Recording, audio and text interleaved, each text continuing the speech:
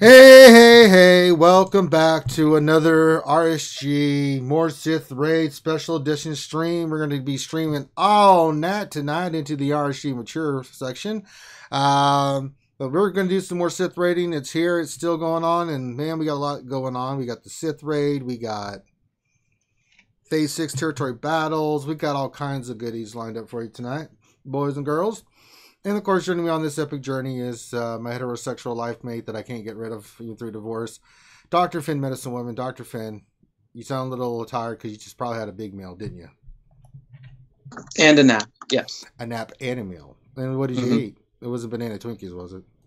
No, it was the artisan grilled chicken sandwich from McDonald's. Ew. It's actually good. It's grilled chicken, and it's actually quite good, and it's not too bad in terms of all the foodstuffs. It's McDonald's. It's not unhealthy compared to the rest of the stuff. It's not even close to healthy either. It's actually not that terrible. It is one of their better stuff because they're looking for like a little bit of a healthier menu. So it's actually not bad. Oh, Finn. You poor little misguided man. Also joining us tonight is Grim. Grim, what's going on, partner? Nothing much. So much. Actually, there's a lot going on with the new raid. So many things.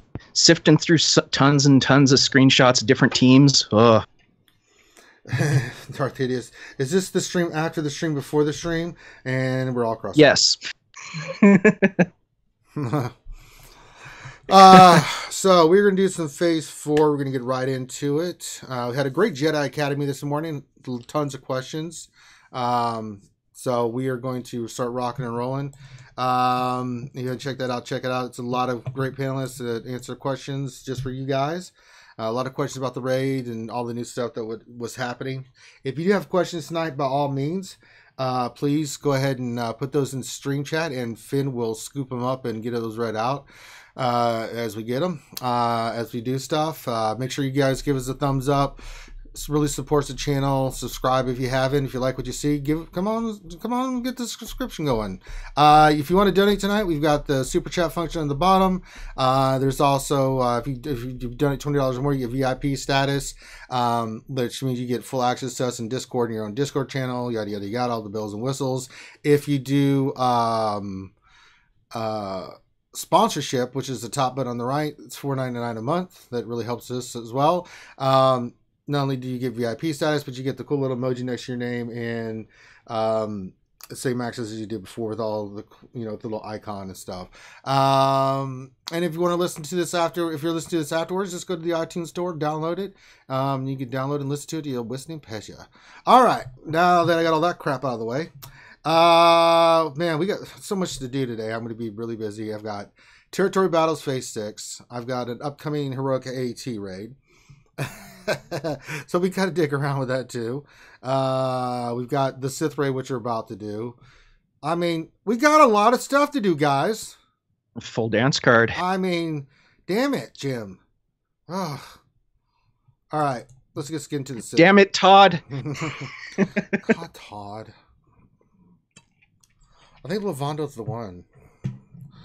All right, so you can see my guild. We are in Phase 4. They've been working on it, looks like. I think you're showing my screen on the Stream Ranger. Am I? All right, yeah. So we're looking at Finn's screen. So Phase 4, Finn. Thank you for catching that because I was not paying attention. What do we got in store for the boys and girls today, Finny? That's your cue. You said your guild is in Phase 4? Yes. Oh, okay, perfect. All right, so the question from Fatality is any tips about Phase 4? So let's look at this and try to theory craft a little bit here. So we're getting the same mechanics as all the other ones essentially combined. So you have the Unbreakable Will, you have your Soothe All, and you have your Stand Together. So remove Isolate, remove the cycles of pain and suffering, your Unbreakable Will. So you're good there. You have Treya, who has the same abilities. You have Scion, and you have Nihilus. So You have the ads also of Sith Assassin and Marauder that will also show up there. So we're running through the same stuff, and the question is, what could you use in this squad? Well, yeah, I've been hearing some stuff. I've been looking at a lot of stuff. Looks like Colorado Unmasked is a really good team on this one. What have you been hearing, Finn Grimm? Jedi Training Ray again. Jedi Training Ray again. JTR. Night Sisters, I'm guessing, will probably do really well as well. Troopers at all? Anything like that? CLS, Titan, something? Sith? Anything with Death Trooper, because supposedly Death Mark works really well now. Yeah. That's what I'm thinking. You're going to need Death Mark. You're going to need some kind of expose. You're going to need some kind of extra damage ability in order to try and break through here. Like, I saw a screenshot in, what was it, Phase 3 of crew with Executioner doing 1.7 mil. I know. When he becomes free to play, I'm going to he'll probably farm do his pretty good. Sack off. Oh my god. Same here. He will be mine. Oh yes, he will be mine. Sorry, I watched. There's two characters. I watched Wayne's World today. I've got that in my brain. Both of them. Swing. Swing. It? If it's a severed head, I'm going to be very upset. It's a gun rack. A gun rack.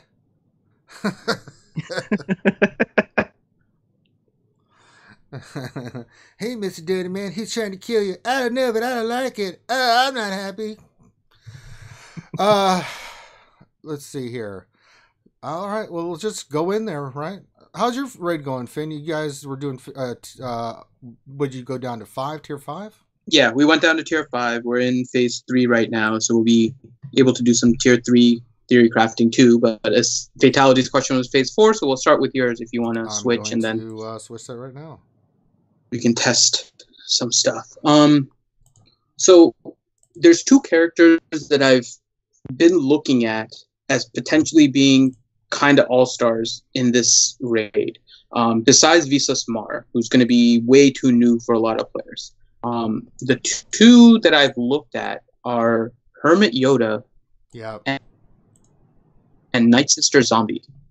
I think those two are going to be so fantastic that they are going to do really well in different phases. Depending on how your guild is set up and everything, it looks like if you have Jedi Training Ray for phase 1, you're going to be in a good scenario where everyone, assuming it's all geared up and you have the Zetas and stuff, are going to be able to do more than their 2%. It's not going to be the easiest thing, but you have a chance of getting more than 2% per person with the Jedi Training Ray. If you can get them up even more, then you can potentially run those later on as well in phase 2. Phase 2, I've noticed a stealth squad, which was a squad that I was going to save for phase 4 as well, but I think it might work better in phase 2. It's a stealth squad with a Night Sister zombie that's still alive. So the group would be a Newt Gunray lead with a Princess Leia, a Hermit Yoda, a Night Sister Acolyte, and a zombie. So Night Sister Acolyte is in the team, so Zombie will be able to continually revive as long as the Acolyte is alive. Acolyte, Princess Leia, and Hermit Yoda and Newt Gunray should all be able to stealth, right? Hermit Yoda, if you have him on a Zeta, will put his Master's Training on Zombie. Zombie dies. Hermit Yoda's abilities get reset. Then he uses his Grandmaster Training again, keeps on stealthing. So now you have 4 permanently stealth characters, along with the Night Sister Zombie, who comes up, doesn't require a taunt, which makes it better than Scarab Pathfinder, who is the one that I saw as one of the solutions for Phase 2. You can use Zombie instead. Zombie pops up immediately, doesn't need any buffs, and can continually die. And you'd be able to keep all of the cycles of pain and suffering on all of your stealth characters because they're not going to be able to get targeted, and you don't care how much damage Zombie takes. I think something similar would be able to work in Phase 4. Okay. But obviously you have to kind of decide which one's going to go in Phase 2 and which one's going to go in Phase 4. Okay. So Interesting But thoughts. I'm assuming you don't have a zombie at 6-star to test it. No, I don't, and Yeah. I'm not worried about it. Yeah, I know. I'm not expecting it. we're I'm going with waiting. we're going to go with the crew team first. Kind of play around with this. If you have questions, Finn's looking at those right now. What do we got in there? A lot of people asking some stuff. What do we got so far, Finn? I think for the most part, it's just people asking different things. Well, I saw Bimatsu just asked, "Is this the Twinkie stream?" No, it's not Bimatsu. Yeah, it's not. Fatality wanted to know if you did the military might event already. No, I haven't. I mean, I can do that if you want. I mean, well, let's start with the raid a little bit, then we can do some of the other stuff. I got plenty of stuff. I got a heroic AT coming up. I've got a territory battle 6. I mean, we got all kinds of. I forgot about the assault might, and I hadn't even done my GW, but I could multi-sim it. But maybe I will, or maybe I won't. I don't know. This is how I feel. Go ahead, well, that'll tie up a whole 3 seconds of the stream. Yeah. All right, we're going in, guys.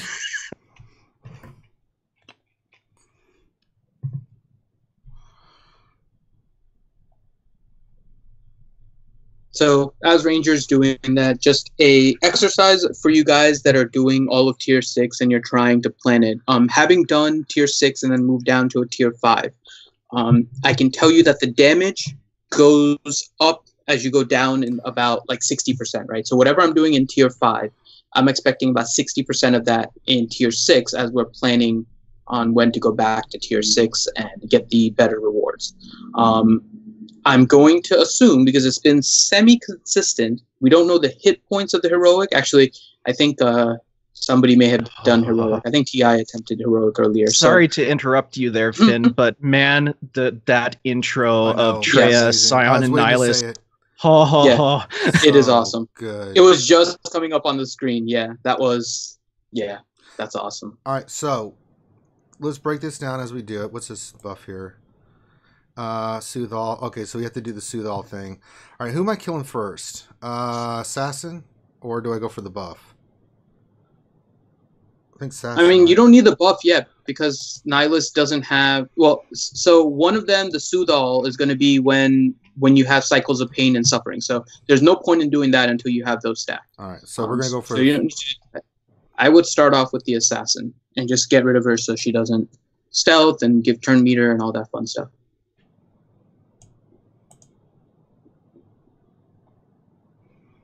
All right. MJ is in chat. Hey. Howdy, MJ.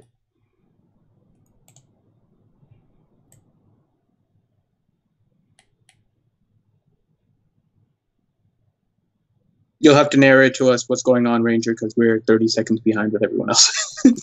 You can see it on the stream. All right. Yeah, let me do. No, you don't have to share it because then it lags. All right. Yeah, don't worry about sharing it.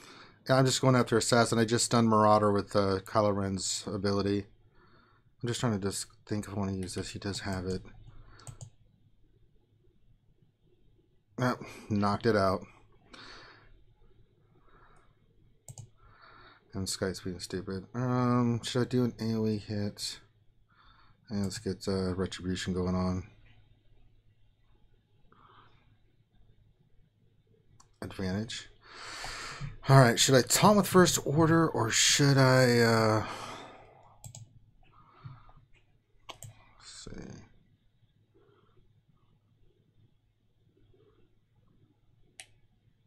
So we want to remove the stacks when they're up to about 3. Yeah. 3 or 4. So you have to monitor a lot of different things. You're also monitoring your Nihilus's Annihilate ability and trying to make sure you have an Unbreakable Will that's up. So there's a lot of little things to manage as you're doing this because you're using it's basically just all of them against it. I'm finding this at least. Man, we have to see how. No, I just hit Scion. What the hell? Okay, okay.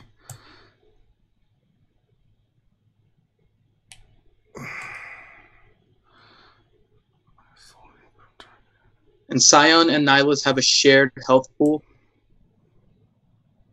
So if you click on one and you click on the other, their percentage is showing the same, right? Or is it separate? Say that again. if you click on Nihilus and then you click on Scion, do they have the same percentage showing? Like, is it a shared health pool, or do they each have a different 100% bar? If I click Nihilus, it says 69. Scion says 82. Treya can't target. So Nihilus and Scion have different different health bars? Mm-hmm. Okay. So that means probably as a guild, you'll want to focus on one or the other and try to burn them down rather than splitting up damage. Because you want to get rid of one of them completely so you don't have to deal with it. So in terms of which one you want to get rid of, I think the Annihilate is a little bit worse than the Pain and the Cycling. And it looks like your guild's already focusing on it. So I wouldn't bother attacking Scion at all. I would just go straight against Nihilus and just try to burn him down as fast as possible. You have to watch the cycles of pain and everything. Yeah, Treya's got 15, but I'm looking for her thing. I'm just like, well, where is it? Treya is not targetable. She is well, not. How do you remove how do you remove the stacks? That should be the. Where's the? You should have the ability to stand together. Stand together, okay.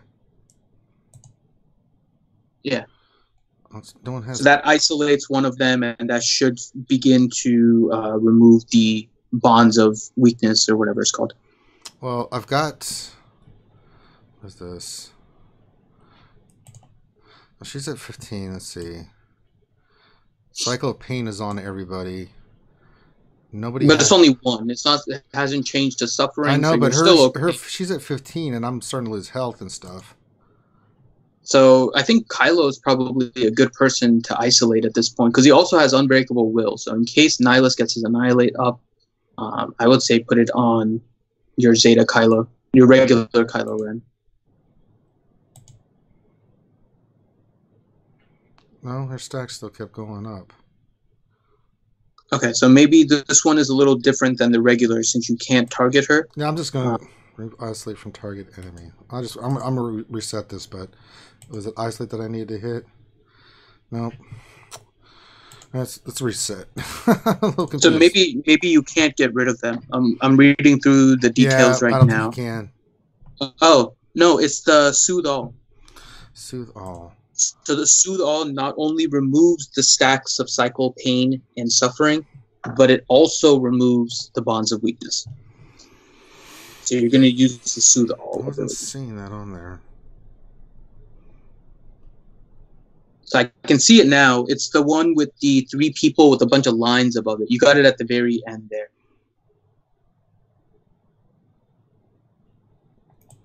Okay, there it is, Soothe All. All right.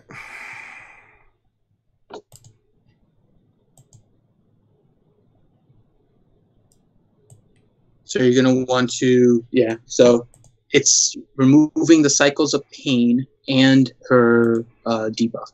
And her buffs, the bonds of weakness. And it looks like your guild is focusing on Nihilus, which I think is the proper way to go about this to get rid of the Annihilate. So I would say just focus all damage on Nihilus. Use your Soothe All when the bonds of weakness get too high. Remove the cycles of pain as needed. I think that would be the plan.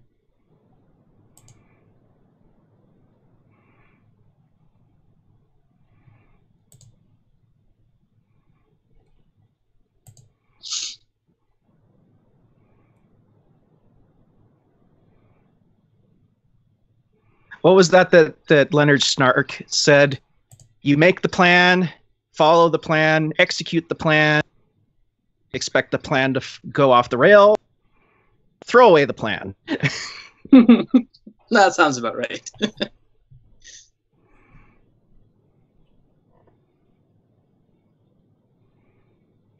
All right, there it is.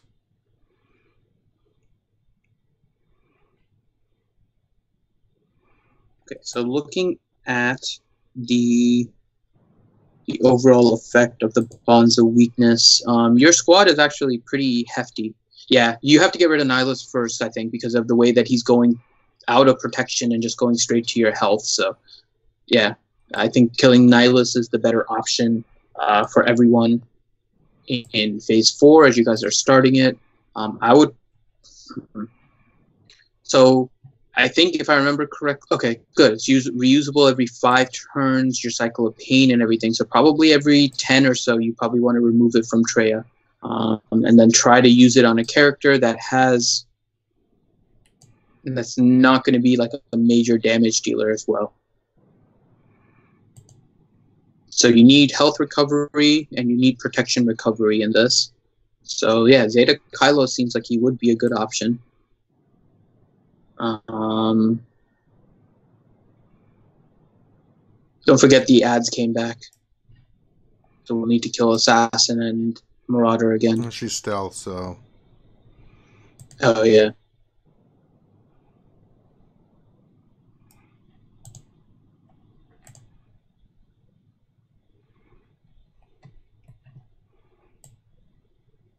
Imagine if they put in a character that could remove stealth.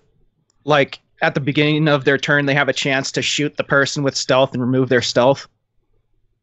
There's somebody that already does that, but doesn't even need to attack. Isn't it, who is it? Is it Plo Koon as a lead? Yeah. Is it? Plo Koon as a lead, each ally has a 55% chance to remove stealth from each enemy at the start of their turns. Oh. Well, I've never used Plo Koon, so that might be why. Yeah. No, I mean, it's a very niche little use to try and remove stealth. It was very... I remember... The reason I remember is because I was trying it as a counter when the Zeta Maul came up. So the Zeta Maul kind of fizzled out really quickly. So it wasn't, especially with Rex lead. So it wasn't a huge issue at the time. But Plo Koon is actually a pretty versatile character if you look at his kit. He's kind of like a mini Sunfac. He was the free-to-play Sunfac before... Sunfac became free-to-play because he was the only other person that dispelled with the basic. So I remember working on my Plo Koon specifically as a Sunfac replacement for some of my teams. Treya's up to 17. I can see 18 now on my screen. I don't know if you've used your Soothe yet. But Treya's about a full turn meter and getting ready to do something. Okay. Yeah, so looking at that, you can't target Treya. Treya has a separate turn meter bar, so it looks like the best way to do it would be to always use your Soothe All as her turn meter gets full. No, because like you can only use it on one character, though. It's only popping up for like my first order officer. I think it pops up for all of them, but they all go on cooldown together. It's the Unbreakable Will that's going to be separate. I think double check. I think the Soothe All goes for everyone, but maybe not. Let me see. Each character is getting a certain thing. Each character is getting something certain. Okay, so you'll have to see. Okay, so that's one thing you'll have to note then. Which characters are getting Soothe All? And if they have Soothe All, you'll have to remember that and compare it to Treya's turn meter. So I'm reading the description right now to see if particular characters will get the Soothe All versus other characters getting the... Yeah, I can see it now. So Kylo got the other one, the Stand Together.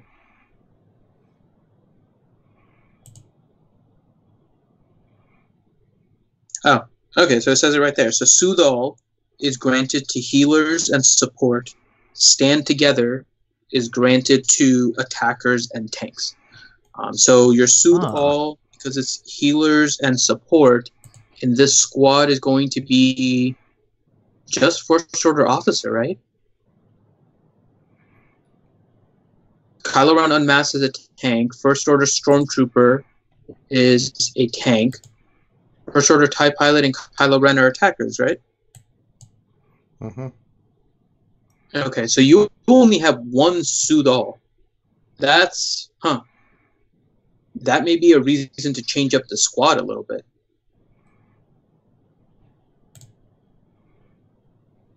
So let me ask you this, Ranger. As you're doing this, are you seeing much of a use of First Order Stormtroopers taunt Because it seems like it's just going to get dispelled by Nihilus anyways. Well, possibly, but we'll see. But it also heals and gives defense. Okay. Because I don't have the Zeta on it, which I need to get. All allies gain 25% turn meter and defense up for first turn. Dispels all debuffs from himself, so they gain advantage on top for 2 turns. So, yeah. So I'm thinking maybe because it looks like a taunt isn't necessarily needed here, maybe Phasma is a better choice than First Order Stormtrooper, so you get another support with a Sudal. Because Sudal has a 5-turn cooldown. So you're going to, I think, need at least 2 support and or healers in order to make sure you're soothing Traya. Otherwise, Traya is going to get a large number of bond stacks.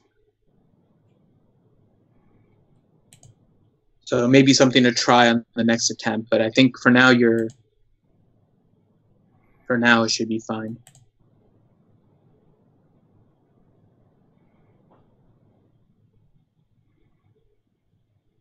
Trying to think what else could potentially work here, because we want to reduce the Annihilate. I don't think the Drain Force works through Foresight, nor is basic. I Flipped for Win says, thanks for the live stream, guys. Yeah. Of course. Yeah, I'm already and as you down can a character. Yeah. You know, I think I'm going to leave those ads, man. Because if I just keep using my Kylo Ren's AoE, he's going to just kick their ass.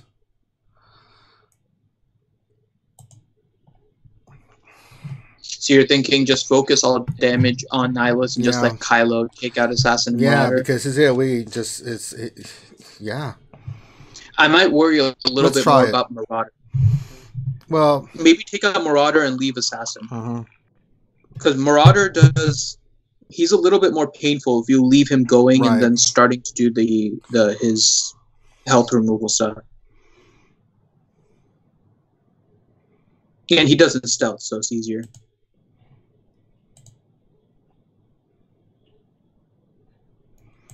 I'm just stunned, Assassin.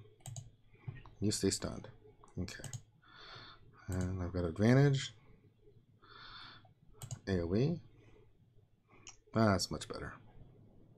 Yeah, Quentin. So as you can tell, we're kind of strategizing as we go along with this as well. So you guys kind of get to see our thought process as we're looking at these raids. Yeah.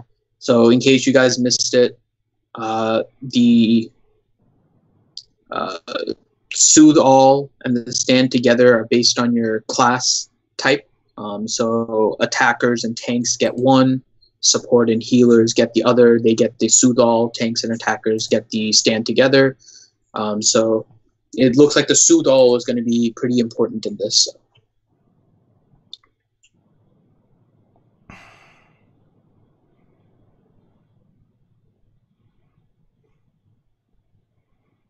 Oh, that is a good point Loki's making. So he's saying Thrawn Lead and Troopers works well, but the other thing also is that you don't want to hit Nihilus with the basic, right? So use your basics on Scion and use all your specials on Nihilus. Oh, you know, I'm thinking about that. We want to focus on trying to get Nihilus down, but that would work normally.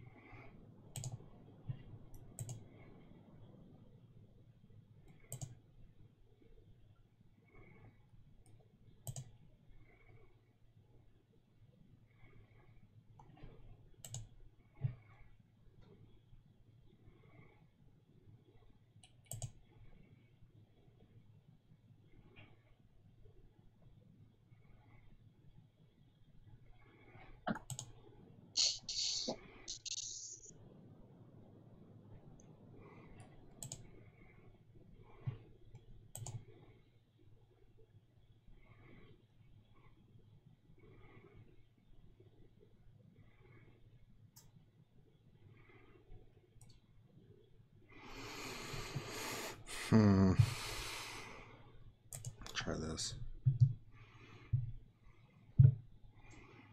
So the counterattacks of First Order Stormtrooper is also interesting because every time he counterattacks, he increases the bonds of weakness. because that means he's using a basic. So I wonder, yeah, I'm still kind of leaning towards replacing First Order Stormtrooper at this point with Phasma, so you get a second swgoh and you don't get the extra bonds of weakness from him.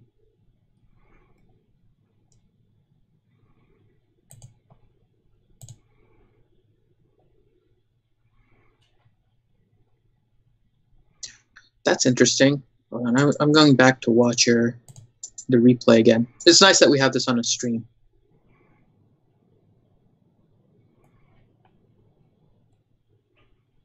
Okay, I think that's a bug. So your first order TIE pilot did a double tap, right? But the double tap is still a single ability. It just is 2 attacks in the ability. The wording in the details, I think, is that the bonds of weakness increases with each ability. Let me check. Otherwise, it has to be with increase every time it takes damage.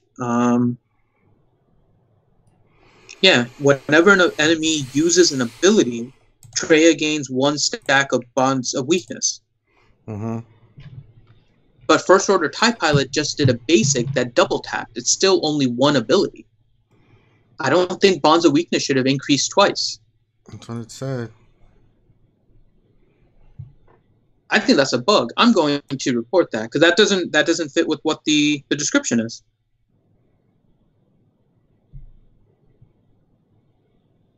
Why is Loki not in here with us?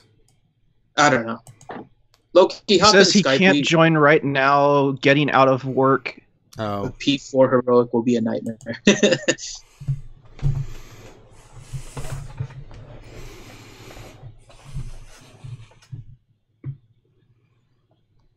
I'm putting that on the bug forum. Haha. I'm gonna queue up our, what time is it on the stream? 31 minutes. Okay. Yeah, because I think Traya is unnecessarily getting an extra stack if you have a character that double taps. Because it's still only 1 ability that's being used. It just happens to be dealing damage at 2 different points. Because the problem then is like a character like Fulcrum Ahsoka would deal 11 stacks of bonds of weakness. Oh, good lord. Yeah. which would be awful. So well, that would also be for like Sabine on her basic too, huh? Because she can hit up to 4 Princess times. Leia, all of them. Anyone that does more than 1 attack in an ability would gain an extra bonds of weakness. And based on the wording, it's supposed to be on the ability, not the times that they take damage.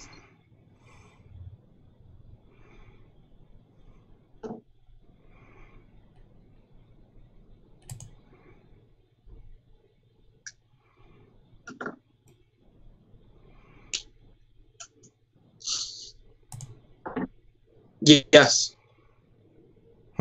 I flip if that is true, because that's what it appears to be doing. Every time you double tap with the First Order TIE Pilot, it's adding 2 stacks, which it shouldn't be doing. So, yeah, Fulcrum Ahsoka would be completely screwed against this in this phase.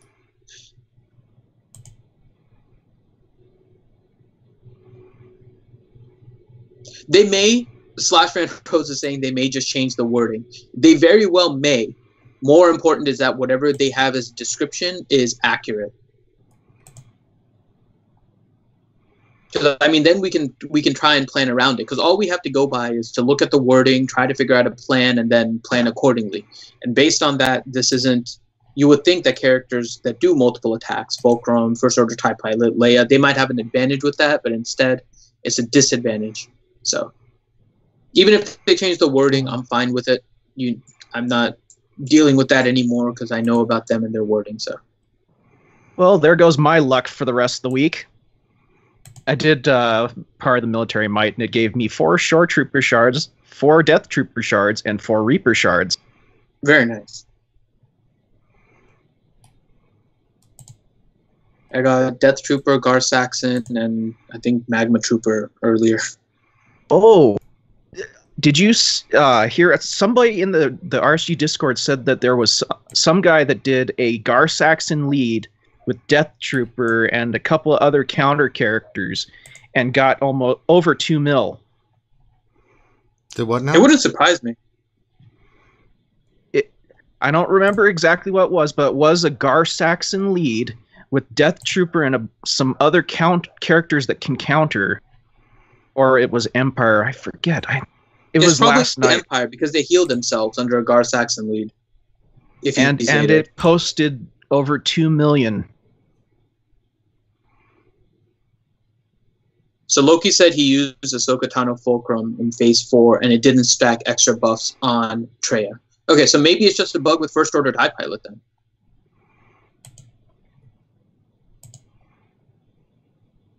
Well, actually, because with First Order TIE Pilot, his multi-hit is on his basic. But for Fulcrum, her Whirlwind, it's a special ability. It isn't a basic. But it doesn't matter. The wording says on the use of an ability, Traya gains an extra stack. Oh, okay. So First Order TIE Pilot should only get 1 because it's still just his basic ability. He just attacking twice inside of the ability. Same thing with Ahsoka, using 11 attacks or whatever it is.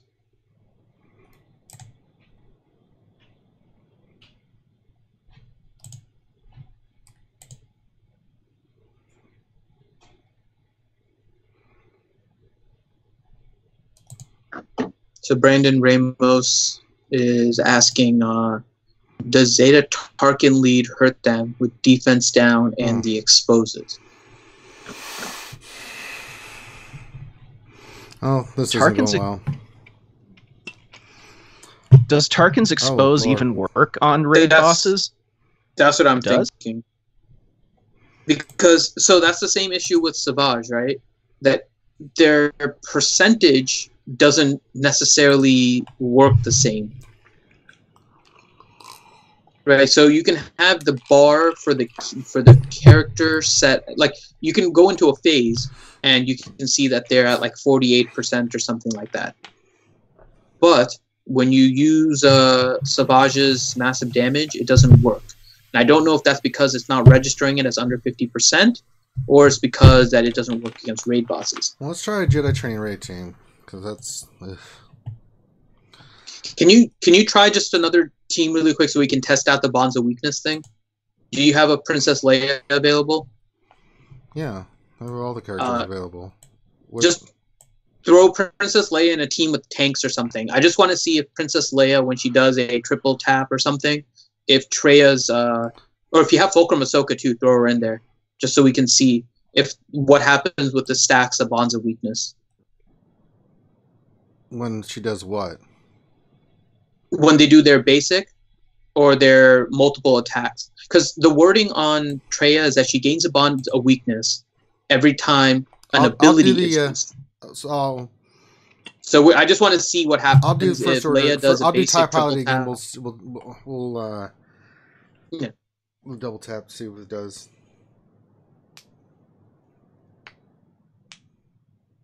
No, Captain Blackbeard, I agree. It says that because it's another chance to attack.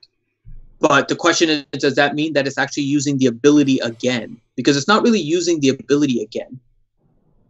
It's attacking within that same ability in terms of like I don't know how they coded it.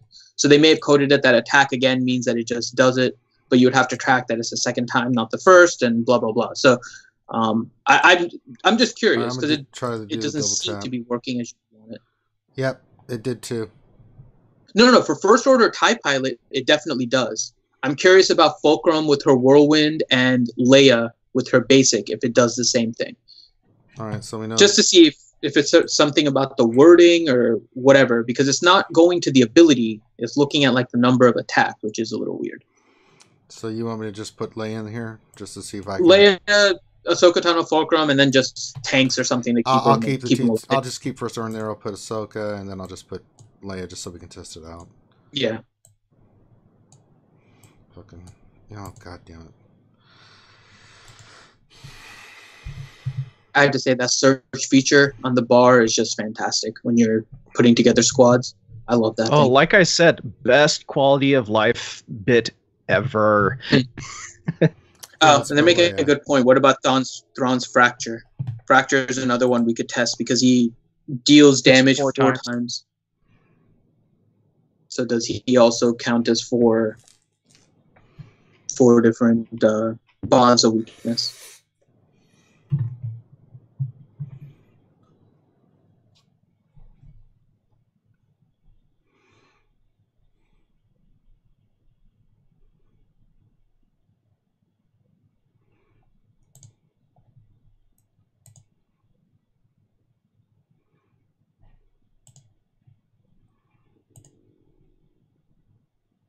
Lee.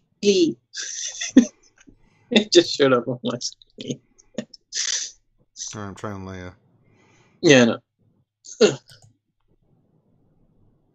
Oh, she only attacked once. All right, what am I doing with Ahsoka now? If she has some buffs, just do her whirlwind, and let's just see how many bonds of weakness it Oh, she's got adds. 1 buff, so That's fine. She should still attack multiple times. It's just not going to be the extra. just her stack went up 1. Okay. So Ahsoka's special works, and then what about Leia only did 1 hit. Okay. So we'll have to wait for her to double or triple.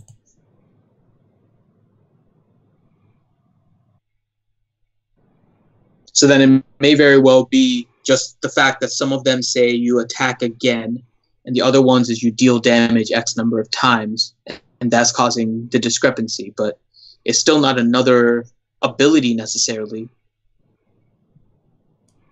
So it seems like that shouldn't be happening, but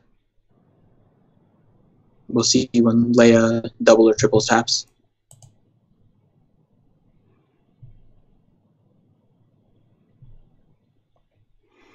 Let's try this again. Yeah, bonus attack. Each one gave her a stack. Okay. So it is the abilities that say attack again that seems to be triggering the bonds of weakness. You know, I didn't. Let me go back and retrain Trez again. I want to do a Fulcrum's, get all her buffs and then do it. See how many stacks we get. Okay.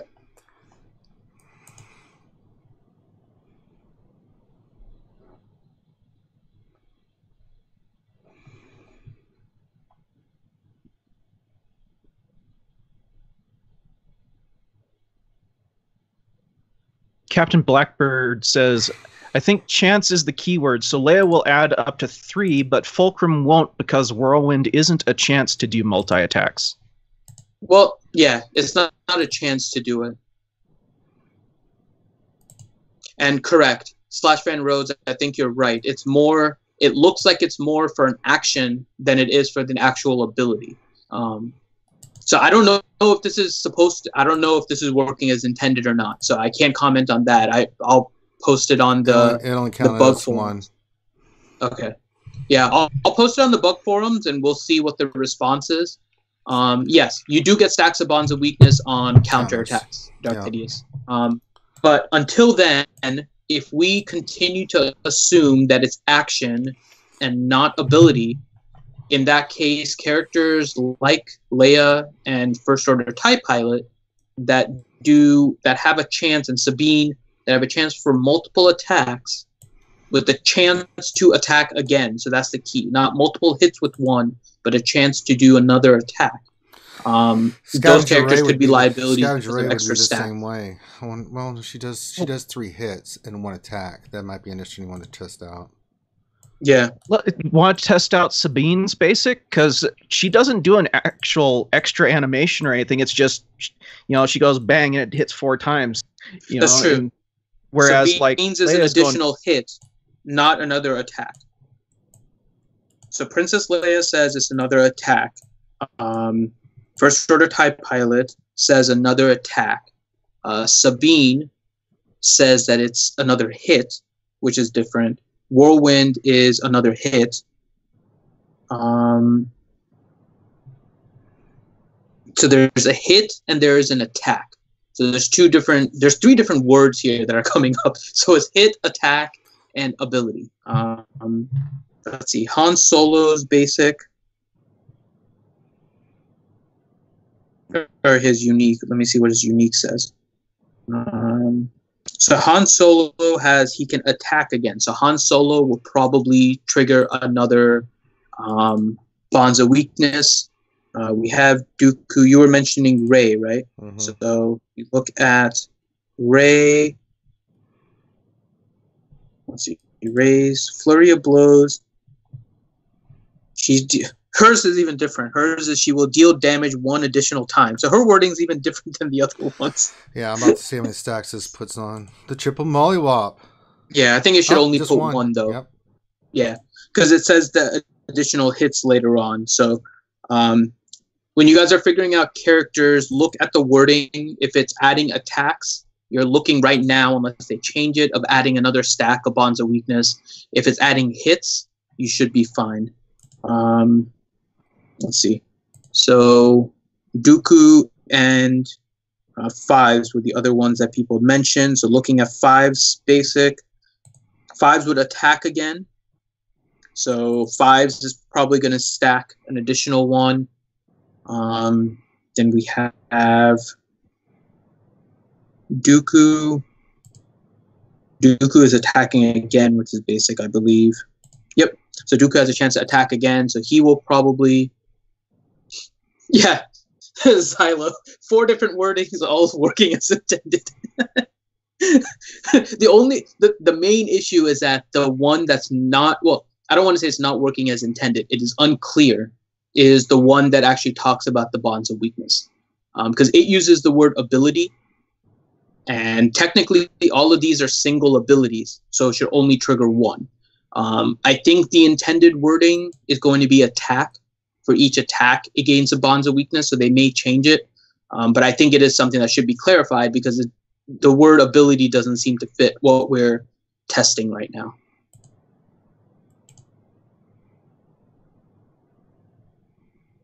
Biston, let's see what Biston's is. Clapton Blackbeard. I think these guys are... What is Kenobi? Remove. Alright, so we know Ray's work, so... Yeah, it's the ones that just do a basic, on their basic have an extra chance of an attack. So that actually might be like a Kit Fisto also.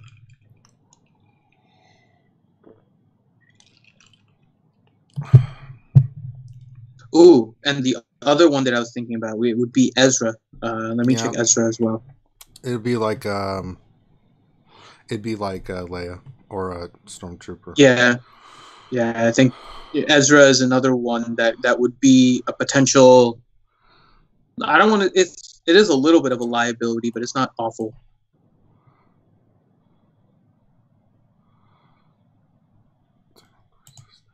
So it's how many actions they take is essentially what it's counting. So Magma Trooper is hitting 2 things in one attack, so it should just be 1. Yeah, Xylo Acolyte also has a chance to attack again. So Acolyte would also be adding to the bonds of weakness. Ezra, Dooku, Princess Leia. I think we've identified quite a few here that we thought may be good. So, well, Call to Assist, we all assume is already going to be that because technically the Call to Assist asks all the other characters to use a basic. So because in an assist, you automatically use your basic ability. So while like Cody uses his special that triggers 1, he'll also get all of the other clones to use their attack, which means they're using their basic. And so then you're adding more. So that one is a little bit more expected in terms of what you're doing because you're triggering also the abilities of everybody. It's not just the attacker for the bonds of weakness. Maul. Charles Moala is asking about Maul. I don't think Maul... No, Maul should be fine. Maul should just be adding 1. Same thing with Luke. I don't know which one, if there's something in particular you're referring to, Charles. Maul and Luke, they can do... I don't think they have anything that makes it so you should add multiple bonds of weakness. AoEs are fine. You can attack multiple different characters and still just get 1. It's just a matter of which one. All right. And which one ability you're using and if you're triggering others.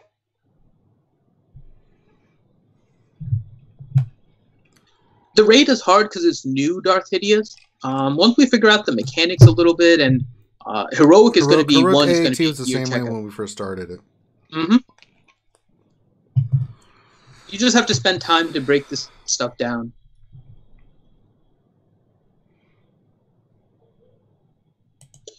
Thane, I agree with you. That's probably why they use the word ability. But the problem is that then some of these are abilities and they have multiple attacks, but it's still within the same ability. So it's a little confusing in what they're wanting. I think you're correct. They wanted attacks and they wanted any non-damaging attacks as well. So they just use the word abilities. It just isn't fitting properly with what's going on. So I don't know how they want to clarify it, or if it is, maybe it isn't working as intended, that they don't want the double tap really to do double bonds of weakness or something. But okay. And Brandon Ramos said he tested the Zeta Tarkin lead. It works on Assassin and Marauder, but it doesn't work on the other ones. What else? 73, should it just say attacking ability? No. It also, the intent is that it also works, it also adds a bonds of weakness if you use like a healing ability. So that's why Thane is correct. They used the word ability in order to make it so it's not just counting damage dealing. They want to include any action taken by your character. But when you say ability and you can attack multiple times within an ability, it's a little bit confusing because it is just one ability still.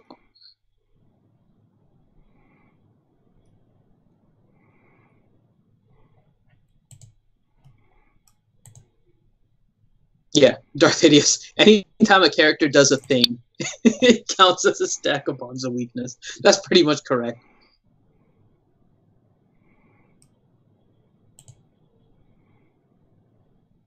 Yeah, it is slash. It's either an attack or an ability, but those are kind of two different things. That's the only problem. It's fine. I think at least in playtesting it, those of you guys that are watching, I think you have an idea about what they intended based on our playtesting here. It's mainly hit versus attack, and I would ignore the ability aspect for the most part. If it's a non-attacking ability, it'll generate a bonds of weakness. If it does an attack with multiple hits, it's going to generate one bonds of weakness. If it is an attack that has a chance of other attacks, it's going to generate more than one bonds of weakness. That's essentially what it comes down to as we've been playtesting this. And assists are definitely going to add another bonds of weakness. So like if BB-8 called R2, that's going to be two different bonds of weakness, but that's more expected because the assist is technically calling a basic ability from another character. Well, that's kind of disappointing. They've eliminated a lot of characters from use in this raid. Well, kinda. It depends on your makeup, right? So the way I'm seeing the strategy is you need support and you need healers to remove bonds of weakness from Traya before her turn comes up. So getting a diverse squad seems like it's going to be important, since only support and healers are getting the Soothe ability to remove them. So you'll want to remove her bonds of weakness before she goes, in which case the stacks become kind of irrelevant. But it depends on your squad makeup.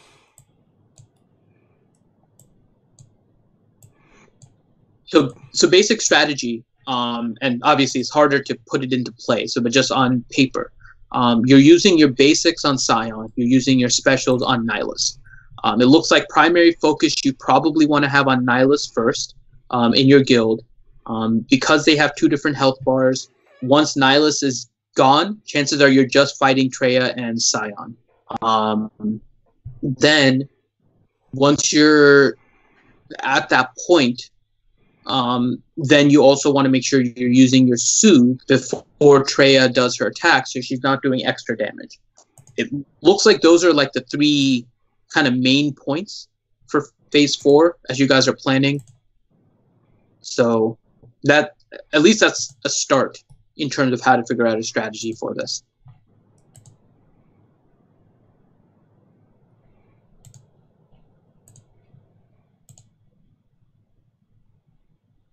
Okay, Ray's ability really brings up those buffs.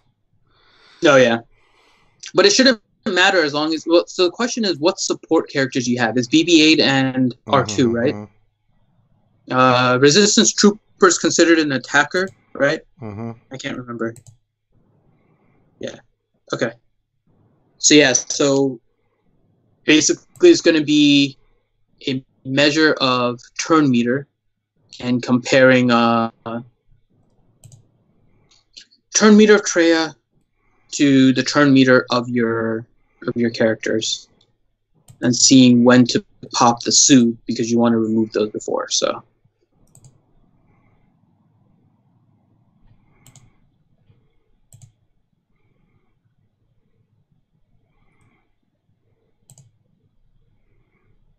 Hermit Yoda might work well with this one because he's support. He'd end up gaining the Soothe All ability.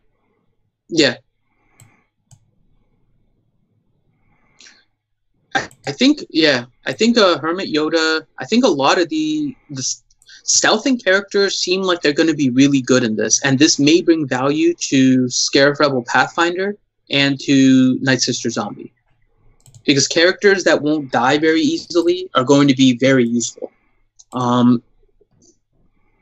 So I'm trying to think of, how is your Scarif Rebel Pathfinder, Ranger? He's decent. I'm trying to think what team we could use with a Scarif Rebel Pathfinder to see if maybe we can keep him like taunting and with a buff.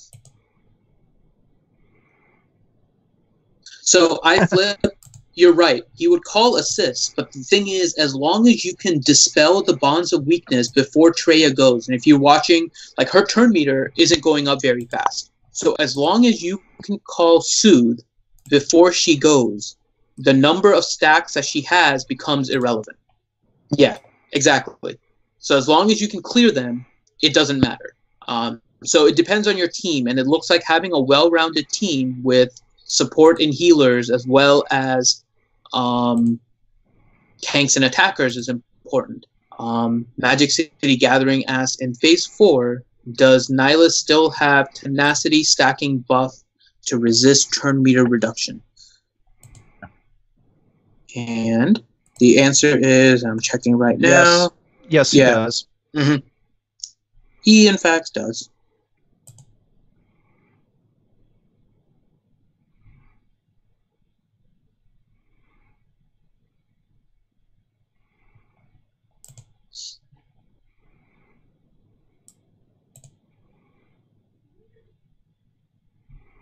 It would be really nice if they introduced a pass button, like you just don't want to do anything, and then that would probably trigger bonds of weakness too.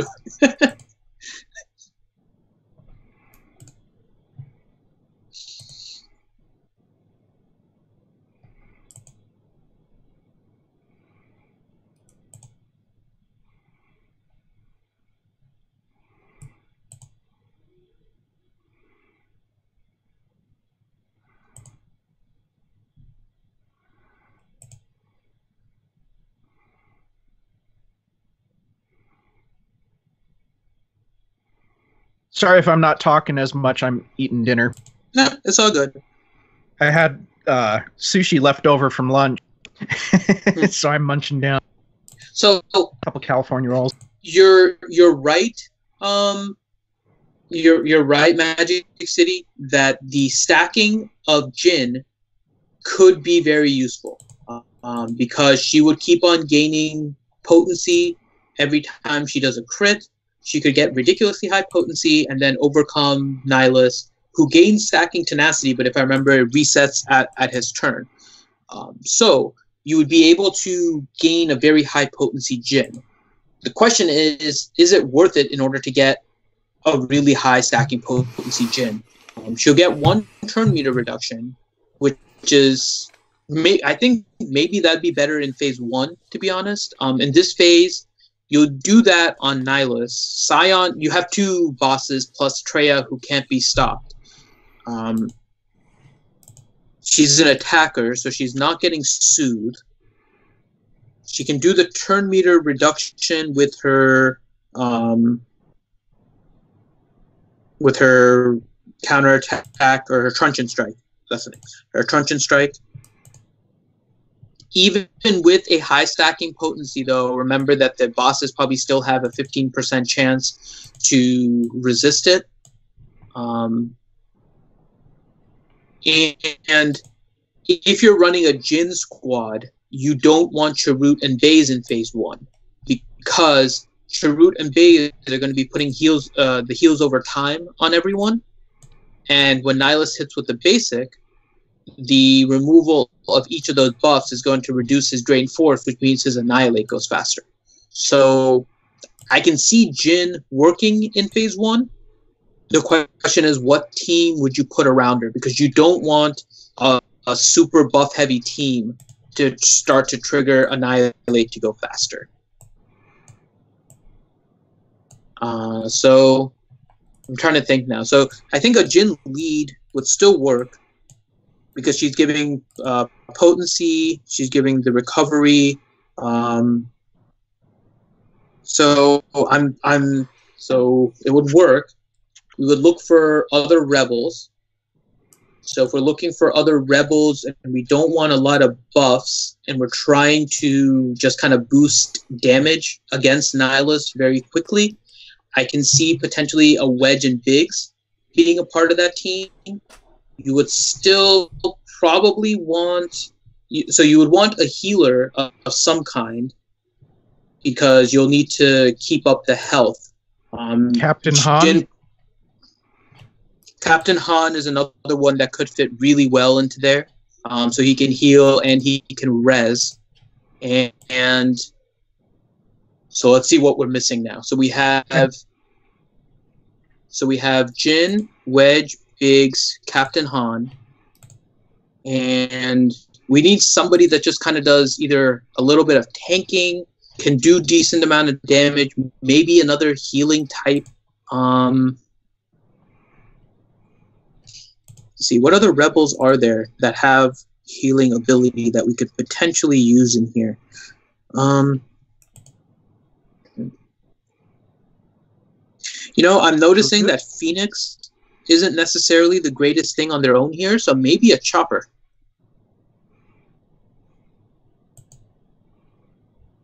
So Maurice will love hearing you say that. Chopper is a really, really good character. I think he's one of the more underutilized characters because they usually just stick him with Phoenix. And without him, Phoenix doesn't really... He's one of the couple characters you don't want to necessarily go without with a Phoenix squad. But Phoenix in this raid isn't terribly great. So Lumi could work Magic City. The only thing is she's not a rebel. She's just a Jedi, so she's not going to be recovering. I guess there's not much of a need to recover protection. So Lumi could potentially work. Akbar probably... So Akbar heals, but only if there's a lot of debuffs. And Nihilus puts the defense down debuffs, but if I remember correctly, it's not at a great rate, so the healing is going to be somewhat minimized.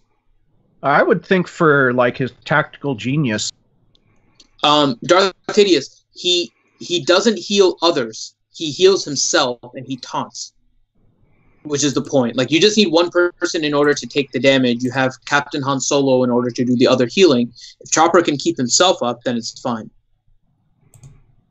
Or maybe because you don't want a tank that's not going to be able to bring himself back. And there is a really good chance with that Scarif Rebel Pathfinder will lose his buffs and die and not come back. Yeah, you need Leia on the same team as Scarif Rebel Pathfinder, I think, in order to get crit chance up or something. I still like your idea of the using zombies. Maybe put Daka and zombie on a team. Well, so my thought for phase 2 was Nuke Gunray, Hermit Yoda, Princess Leia, Night Sister Acolyte, and Zombie. And essentially, you can keep all the other 4 characters stealthed. Zombie can keep on dying.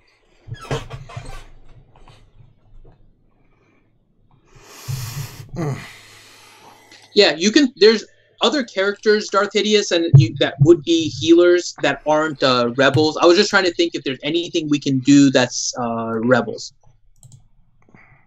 But yeah, you may have to go to a Lumi. You may have to go to a Barris on that team.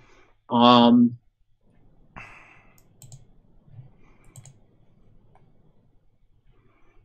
to think what else.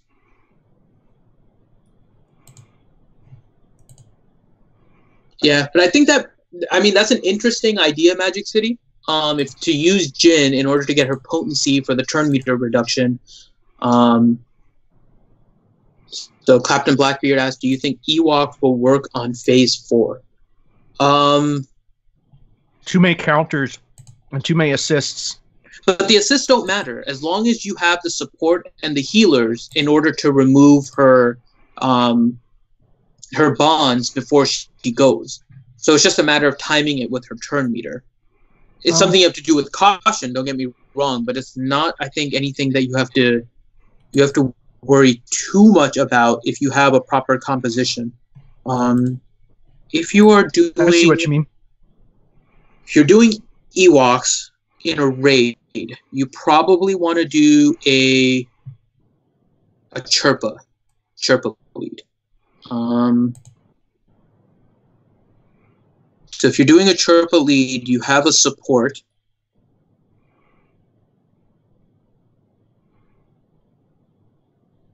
And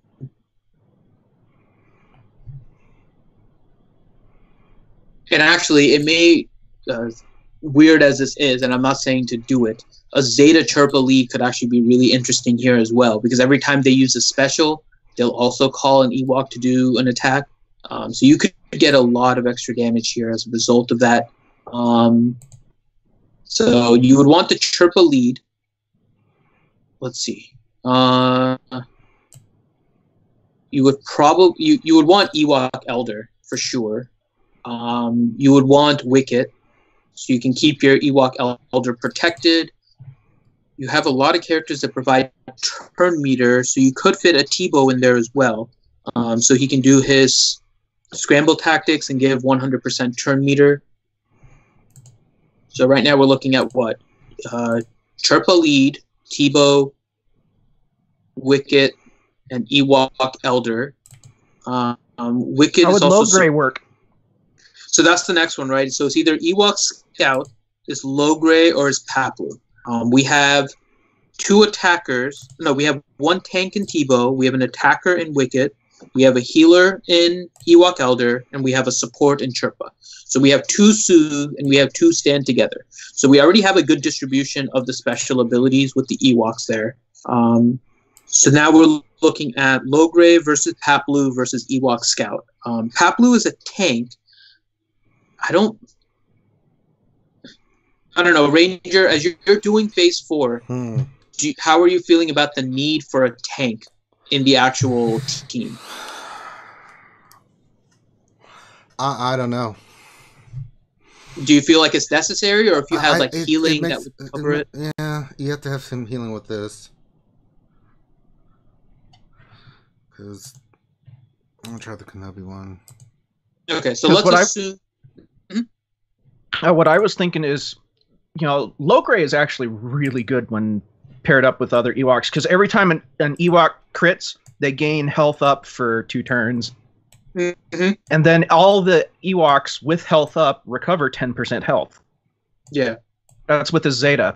And it's a really good Zeta if you're running Ewoks. Yep. And then with the Prophetic Vision, you give more turn meter. So Logray was going to be, I think, mine too. I don't think you need Paplu. I don't think Paplu's purpose is huge in this. So I wouldn't necessarily do Paplu. Ewok Scout is an attacker. I can see him being reasonably good, but I agree with Grim, I think. So I think Ewoks could work pretty well here. So Chirpa lead, Tebow, Ewok Elder, Wicket, and Logray. I think that would be a decent Ewok team for this particular phase. Interestingly, I don't know how this would work. So the days by low grade, it can't be resisted, or can't be it can't be evaded. Does that mean that it can't? No, it can be resisted, right? I think it just is that it just can't be. So it can still be resisted. Okay, so I was trying to think, if you could get days on these characters, does it really provide any benefit? But they're immune to any turn meter. They can't stop their regular turn meter gain or anything. So yeah, I'll stick with that team. Now here's a question. Mm-hmm. I wondered, would having tenacity up on your guys stop Nihilus's Force Drain from working like it does for the regular version? It doesn't work for the regular version. They made it so it doesn't have to do with tenacity. Oh, okay. It's been a while since I used Nihilus in game, so. Yeah, that was one of the things, right? So people weren't sure if Nihilus's Force Drain actually works against tenacity or not. They thought it was going to, but it doesn't. It actually doesn't work against Foresight. So that was the thing. So it was just a chance that Nihilus's Force Drain, he just has a chance of doing it directly. It's not really based on tenacity. Oh, okay. So Nihilus's turn meter can be controlled. I wonder. Oh, I have a sneaky idea. I'm trying to test this out.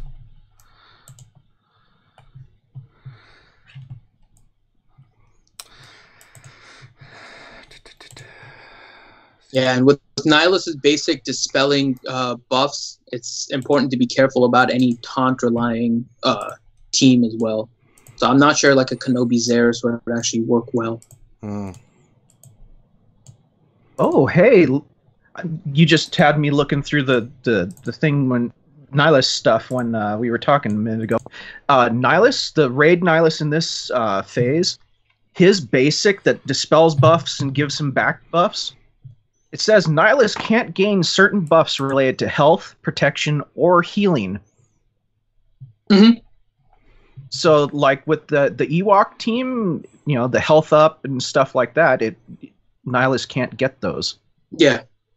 But I think he still dispels them, right? Yeah, he still dispels them. Yeah.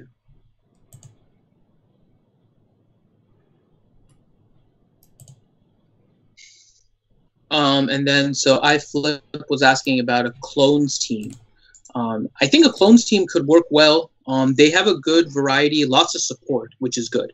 More support, I think, is actually better because it looks like the soothe is more important than the stand together stuff in order to get the isolate and all that.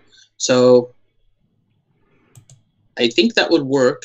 You'll deal a lot of damage. You have a lot of characters to remove the bonds of weakness as it gets to that point. How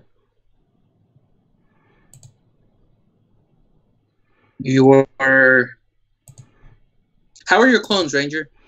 They're okay.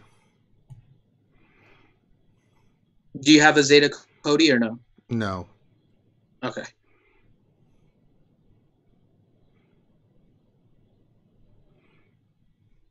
You know what I just noticed? There are 5 characters in this in Phase 4. Maybe Nihilus would be worthwhile using in this one on your team. Yeah. But then you don't kill the ads. I was looking at, but you can't target Treya. So there's 5, but you can only target 4.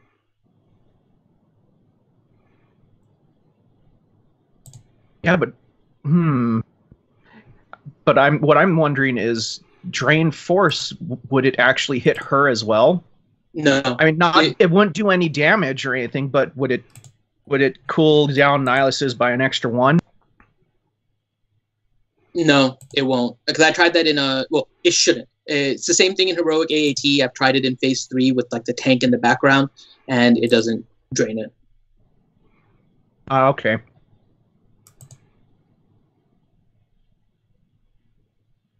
Okay. Ray's side piece is asking for Phase 4, do you focus on attacking Nihilus or Scion, or does it not matter? PS, do a basic. You kind of answered your question. It looks like the way that you want to go is to try and kill Nihilus first. But you don't want to hit Nihilus with a basic. So you want to use your basics on Scion and then use your specials on Nihilus. But it looks like trying to bring down Nihilus first will make it easier. They have 2 different health bars. So that would be the response. Basics on Scion, specials on Nihilus, try to kill Nihilus first. Sorry, Graham, continue. Oh, no, it's all good. I'm reading through this some more. Because what I was thinking is Nihilus is considered a support as well, so he'd have the Soothe ability. And then even if Traya can't be hit, he's still using Drain Force and cooling down Annihilate by 4 each time. Mm-hmm. So that could be a good source of damage for you, hitting Nihilus for the, raid Nihilus or raid Scion for the 99999. Mm-hmm.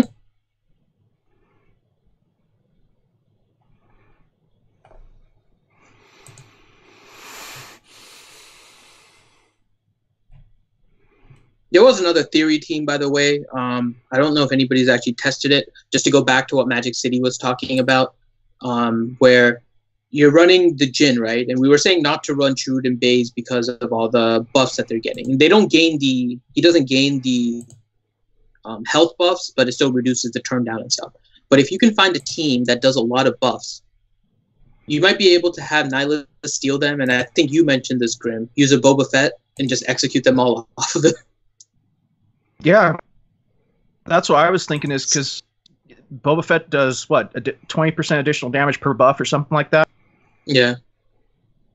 So he could possibly hit Nihilus for a lot of damage.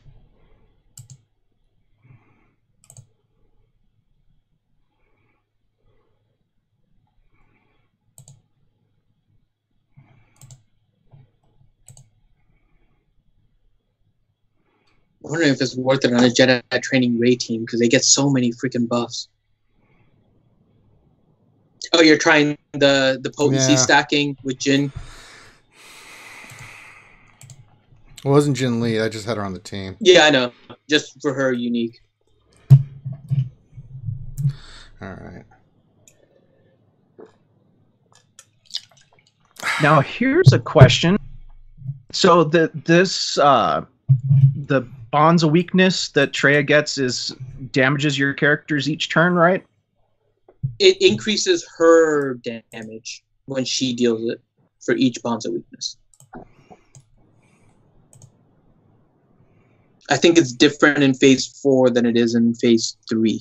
Let me double check, but I think it's a little different in the mechanic.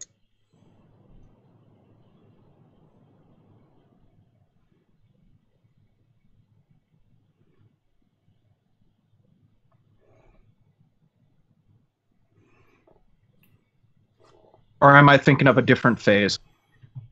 I'm reading it right now just to double check. Let's see. So Lord of Betrayal. Whenever an enemy uses an ability, Traya gains 1 stack of Bonds of Weakness and then deals special damage to all enemies based on the stack count. Okay. And then she also gains 10% offense, defense, and tenacity. Okay. Yeah. So she is, I think, supposed to be dealing damage. I'm not seeing it, but she's supposed to be. Yeah, the reason I was asking is I'm reading the details of Phase 4, and it says using any ability damages all allies. Mm-hmm.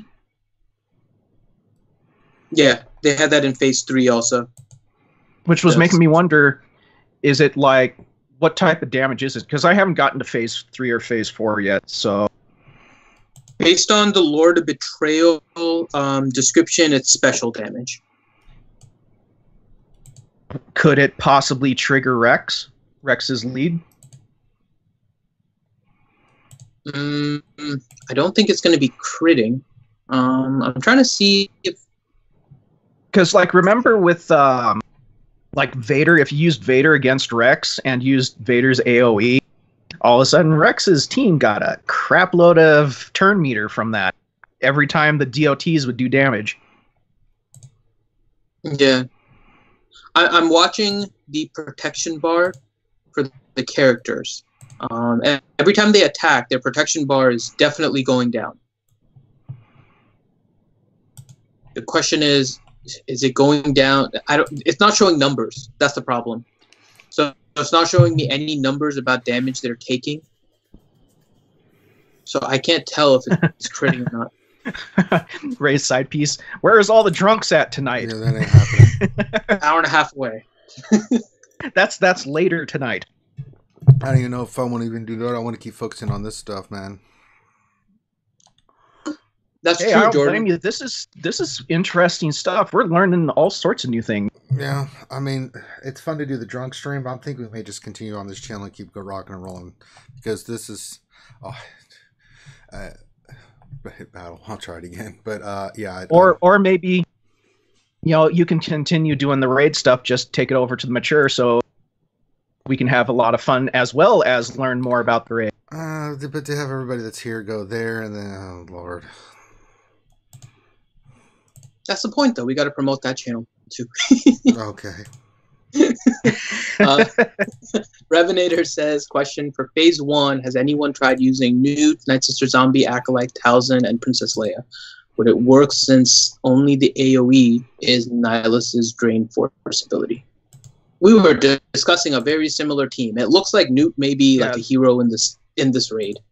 The only problem I see with that one is most of those characters are very, very squishy. I've seen people try the Newt invisible team with like Acolyte and all that, and the first time Nihilus uses his Force Drain, it kills off half the and that's with Gear 12 characters. The team that you're mentioning is one that I was theory crafting earlier, not Talzin. Talzin is going to be exposed. She's not stealth. I know you're trying to do it for the Plague, but it's unnecessary. So I wouldn't put Talzin in there. The team would be with the Hermit Yoda instead. And then Hermit Yoda putting Grandmaster training on Night Sister Zombie. Night Sister Zombie dying, resetting all of his abilities. He still has stealth. He can heal up as needed. So that would be the more of the direction I would probably be going. In Phase 1... So here's the problem with Phase 1. You're trying to use your Unbreakable Will, right? In order to make it so... I guess if Zombie doesn't die, does it really matter? So if you don't use Unbreakable Will and Nihilus annihilates Zombie, does it really matter?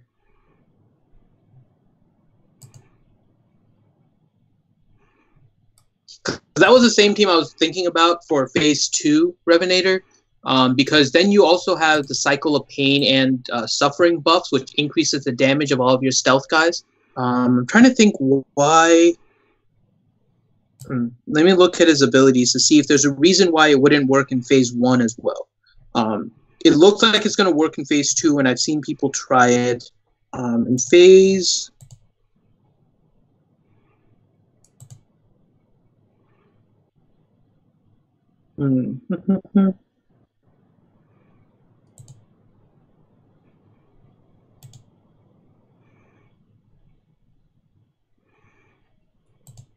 Though, actually, hold on a second. I remember seeing a picture of somebody using a Newt lead in Phase 3, which might actually work in Phase 4.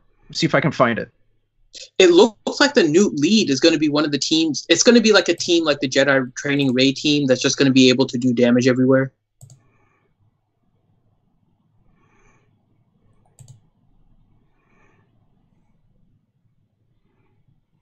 Yeah, here it is. Newt lead with Jawa, Scavenger, Greedo, Zam, and Mob Enforcer. Mm-hmm. It did 1.2 mil. Yep, it's the Stealth Detonator team. Detonators seem to work really well right now. So certain teams are starting to come up as being good damage dealers.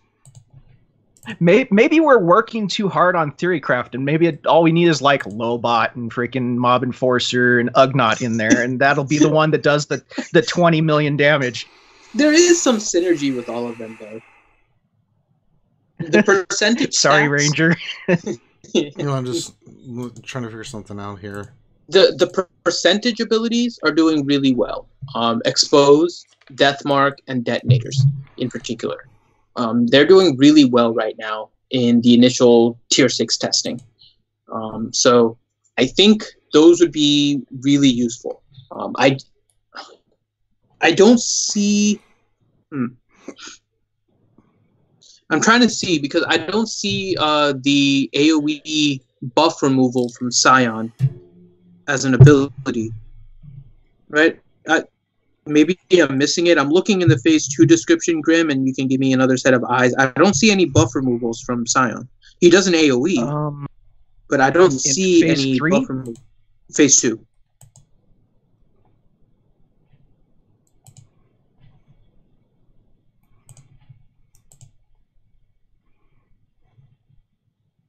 Yeah, I don't see any buff removals from Scion. Yeah, his menacing presence isn't a dispel from what it's saying, because his AoE is the one that dispels on the character that we can use. Like menacing presence, Scion taunts for 2 turns. Oh, it's completely different than his regular one. Whenever an enemy damages Scion while he's taunting, they have 25% chance to gain 1 stack of Cycle of Pain. Yeah. So I don't see a what's his mass dispel? That's what I'm trying to figure out. I don't see it listed as an ability. Unless I'm missing something.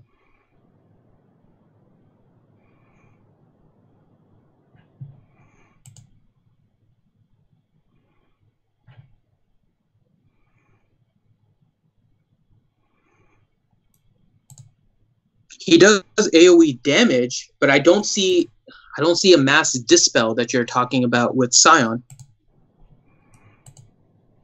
Yeah, he doesn't have the mass dispel. At least not in his description. Yeah. So I'm not sure.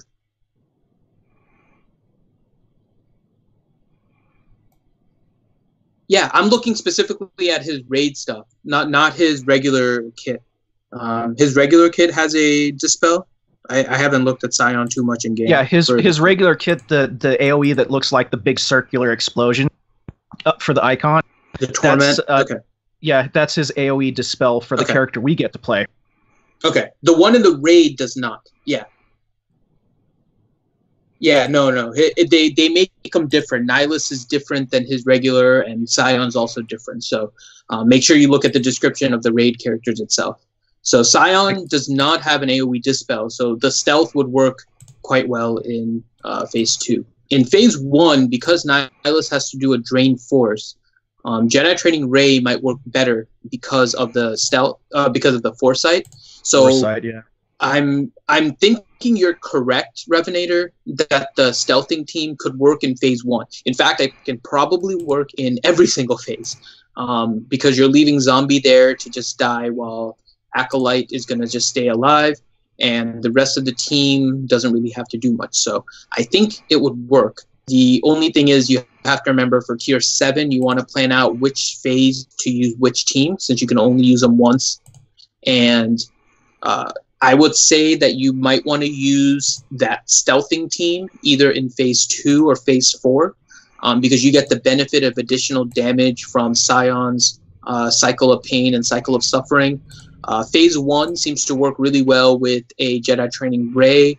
It also seems to work pretty well with the team that you were mentioning with the thermal detonators. I know it's using the same Newt lead, but you might be able to do a different thermal detonator stealthing team without Newt lead. So probably there's that. Boba lead. Yeah. Boba has the turn meter thing when thermal detonators explode. Yeah. And then in Phase 2, it looks like Imperial Troopers work really well. So you might want to run Imperial Troopers in Phase 2, and then maybe your zombie team in Phase 4, something like that. Just trying to identify which teams are better where, and then we can adjust where to put them in terms of the overall area. So do you think, okay, so Darth Hideous question, does anyone have a Wampa viable for the raid? Unfortunately, no. Not because he isn't good, but the problem is getting debuffs on these characters. It's not impossible, but their tenacity goes up, so you really only have one chance to get some kind of debuff, and then their tenacity starts to stack. So I'm going to say no to Wampa simply for that reason. There are some things I've noticed that may be workarounds. One thing, for example, I think Nihilus's unique is somehow still adding the debuff without... I don't know if it's that it's not being resisted or what it is, but I've seen my Zeta Nihilus unique actually put the debuffs on the characters. So I'm wondering if maybe a Zeta lead with the Nihilus might be something potentially that can work, since he automatically inflicts the damage over time. So that may be something potentially, and then if you had the Nihilus going for a while, he can keep on stacking the damages over time. With Zeta, they wouldn't go away. Then you can have Wampa taking advantage of it. That may be a potential strategy. My Wampa isn't ready yet in order to test it, but I can potentially see it. The problem is just getting the debuffs on there. So I would say hold off on Wampa right now. Yeah, I'd say it's possible. And of course it needs testing, but I could see it possibly working. Nihilus's unique is the one that does the damage over time stacking every time somebody takes a turn, or what? Every time he takes a turn. Yeah, every time he takes a turn, and then there's also the health down on the enemy's turn. I wonder, can that be resisted? Let's see. That's what I was trying to think. Like, so far it hasn't been. I've been seeing my damages over time landing. I haven't tried it with the Zeta lead though, because then you could leave a Zeta lead. The damage over time from Nihilus would stick. They would continue to kind of stack. There's only one character up, so it's not really like a random target. You could potentially use a Wampa because there would be damages over time. It's just, it's tricky, because you're not getting a high rate of damages over time. You're only getting it on every single one of Nihilus's turns.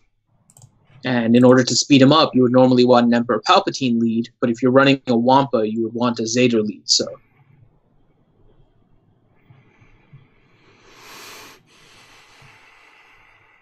okay, so they can be resisted though, according to swgoh.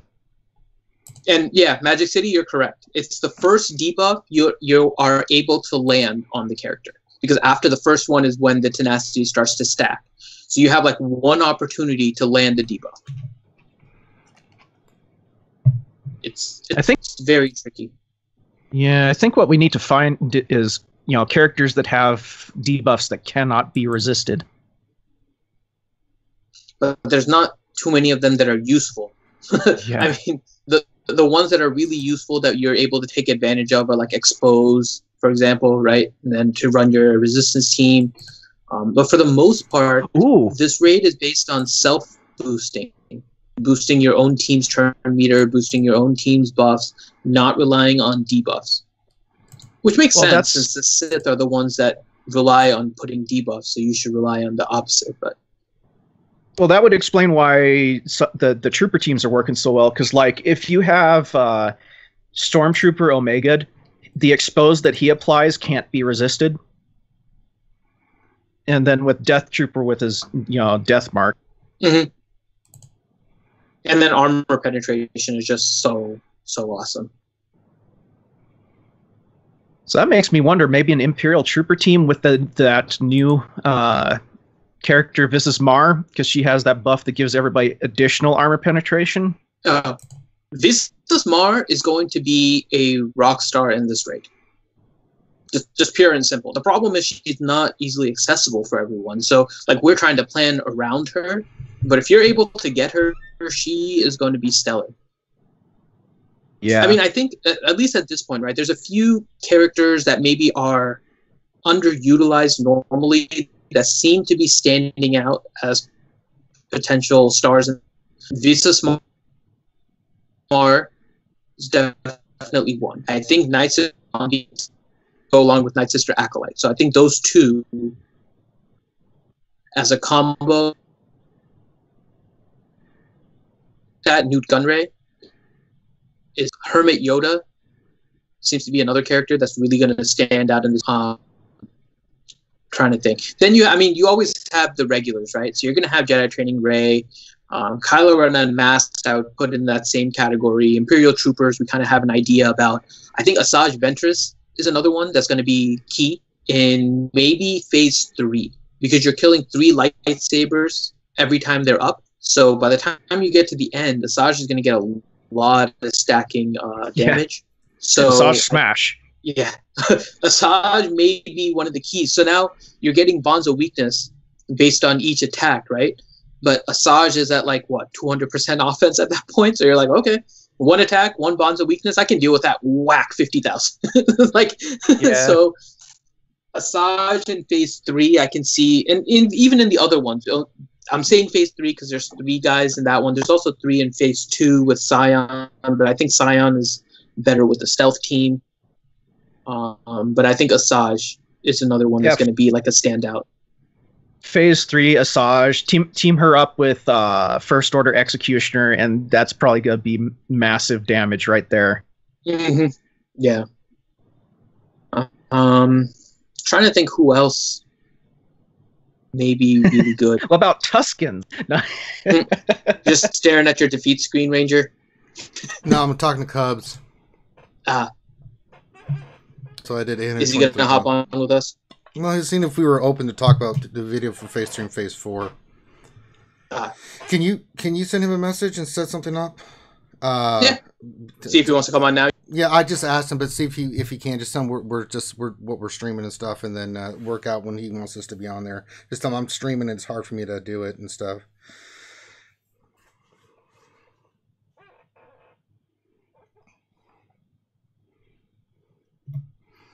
I think he's shooting for 1 a.m. Eastern. I just sent him a message. 1 a.m. Well, he's on. Well, you'll be awake. Yeah. Wait, 1 a.m.?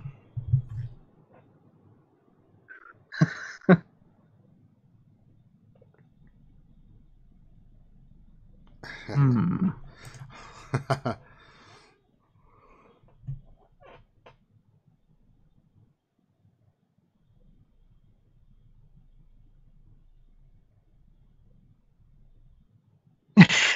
Darth Hideous, tell Cubs, go Zaris. All right. You guys are so mean. So, do you want to try a trooper team? Yeah, we can try Trooper team. Do you have Stormtroopers basic Omega? Stormtrooper basic Omega?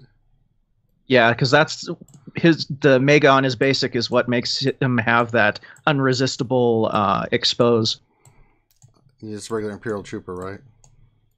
Or Death Trooper.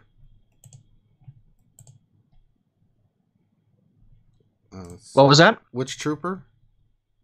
Stormtrooper? Stormtrooper. Regular Stormtrooper. Pulling him up right now. No, I don't. Hey, Grande. Hi, guys. What's up, man? Oh, looks like you guys are doing a little bit of Sith raid action.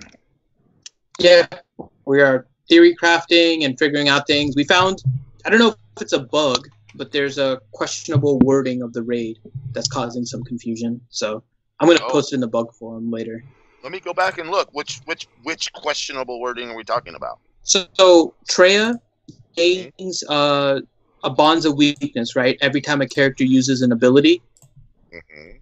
But characters that can attack multiple times with their basic ability are stacking more than 1 bonds of weakness. So like if Leia triple taps, even though it's 1 basic attack, it's adding 3 bonds of weakness. First Order TIE Pilot is adding 2. It's all the characters that say to attack again, even though it's the same ability, is adding an extra stack of bonds of weakness. Characters that are worded as saying an extra hit, so for example, like a Rey with her flurry or a Ahsoka with her whirlwind, they are only adding 1 bond of weakness. So the fact that it says ability versus the attacks is a little confusing. We figured out how it works now. We just don't know whether or not that's the intended way. It's per attack or it's per ability? The wording is per ability, but it looks like it's per attack. but they probably use, as Thane mentioned, and I'm sure he's right, is that they use the word ability because then like Hermit Yoda would still trigger Bonds of Weakness since it's not an attack technically. So it's just questionable wording on what exactly it's intended to be. I think we figured it out. It's just not clear. That's cool. I'll read it. All right. So send him a message, Finn. It'll be 1 a.m. our time, but he's looking to do a guide. I'm trying to do the game where we're streaming and texting him. I'm like, oh, Lord, I can do both. Don't worry. I'm talking to him. Don't worry. Let's see here. All right, so for the Trooper team, we're going to go in for Phase 4. Zeta Veers, Death Trooper, Shore Trooper. Who else do we want here? Thrawn, Snow Trooper? Stark. Okay. Stark makes that I'd team say go. I don't Stark have and regular Stormtrooper. All right, the Stormtrooper sucks. What do you have him at? Gear 8. Yeah, Gear 8. He's one piece away from Gear 9. He definitely needs to put Stark on that team. Okay. You potentially could remove Thrawn and do a different team with Thrawn and run regular Snowtrooper on that team. Okay. One thing that's nice about Stormtrooper is if you ran Snowtrooper on that team, if the ability goes on that stealth ad, then you could use the AOE to potentially kill the stealth ad. Okay. So potentially I'd remove Thrawn and add Stark. Yes, I saw we got Veers, Death Trooper. I mean, remove Thrawn and add Snowtrooper. All right, so I've got Veers, Death Trooper, Snow Trooper, Shore Trooper, and Stark.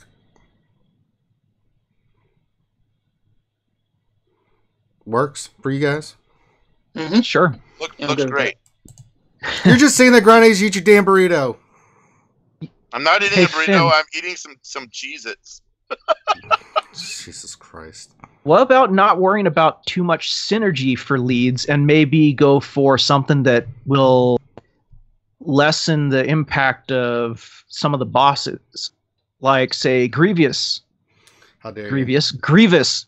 No, I mean, he reduces critical chance of opponents by 20%. Listen, Alan, I'm trying to concentrate, goddammit. Get off my case. Liquid hot tobacco. Hold on, though. They don't crit very much. Let's look at how many times they crit. Yeah, in general, raid bosses don't have a very high crit rate. Well, there's a crit. Another crit.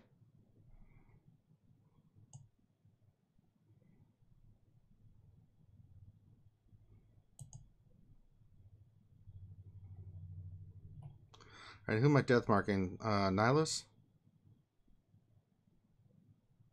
If it'll stick, yeah.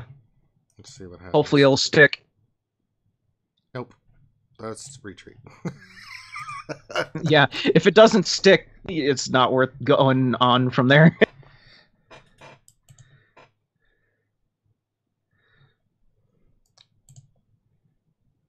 I know, Alan.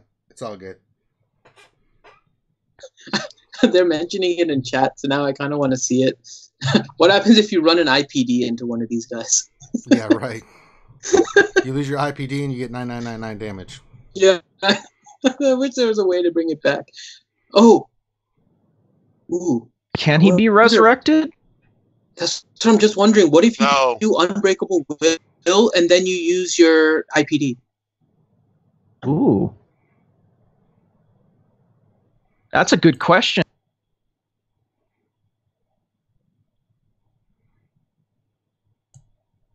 Because Unbreakable Will makes it to where they can't die, right? Yeah, they can't be reduced below 1 health.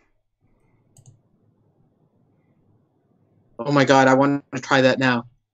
Oh, so you're making an infinite loop with IPD and Unbreakable Will.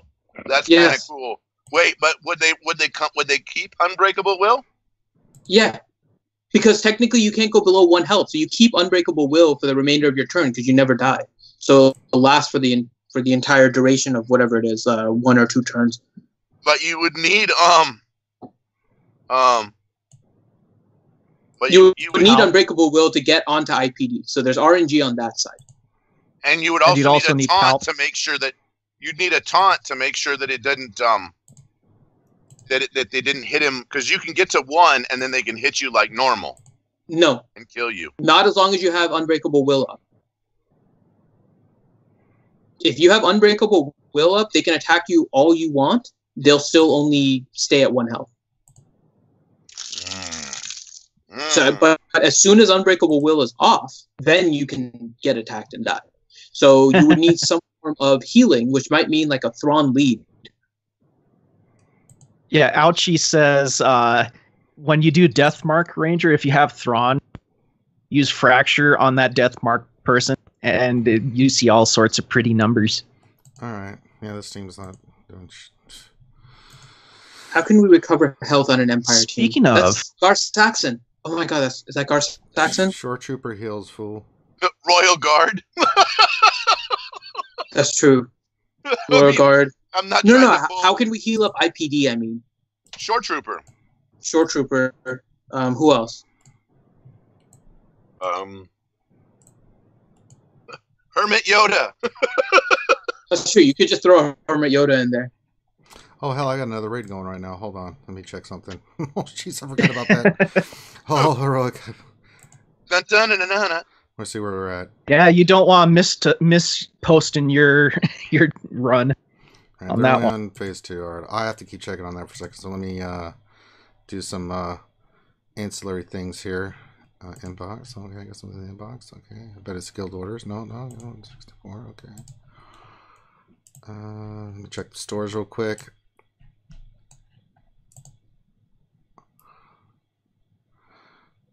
I did all the stores already. Okay. Did anyone find out if Nihilus's Annihilate will kill Scion if he has his special buff up? I mean, it should just be 99999. Raid boss No, I 999s. No, I mean, like, if the raid Nihilus and you're Scion. Oh, if you're using... I don't know, I have no idea. What's the ability? Let's look it up on GG. So you're looking at Scion. Yeah, his hatred, the one that makes it to where he instantly revives when defeated.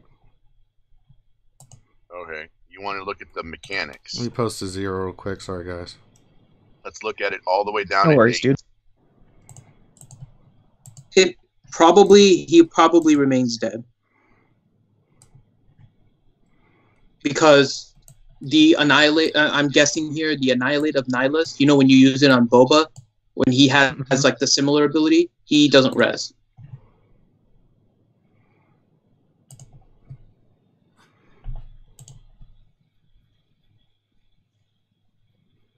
I'm not doing that. Jesus Christ, what's wrong with these people? What, the Darth Hideous? Prefer 4 healers and IPD on a team. It wouldn't work anyways. I know. The problem is you need RNG in order to get Unbreakable Will onto IPD to begin with.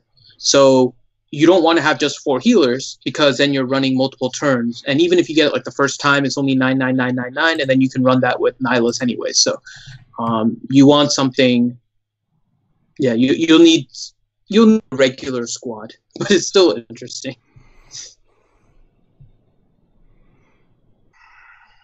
I'm not to answer your question about held by hatred. I'm not sure which one is which. If you get annihilated, if this unit is defeated, it doesn't say and cannot be prevented. It's possible he will revive if he's annihilated. Yeah, that's what I was thinking, because I was reading over Scion's ability. I was like, if he actually can survive the raid Nihilus's Annihilate, it might be worthwhile to make a team around Scion. You can test with Boba though, because Boba's wording is pretty much the same. You could test and with I'm pretty sure Boba Zombie. stays dead. You could test Zombie is different, right? Because Zombie is like what, I think it was different. You that was saying it. It was either you or no, it was Warrior. It was Warrior that was saying it. That Zombie isn't intended to be like a single character that's rezzing. It's intended more to be that there's an unlimited pool of zombies that you can keep on popping up. Versus Scion and Boba that are like a single character that is coming back to life. So The zombie is like you annihilate that one particular zombie, but a new zombie comes up in its place. So it's not necessarily the same one that died, which is what the intent was, and that's why zombie can keep coming back.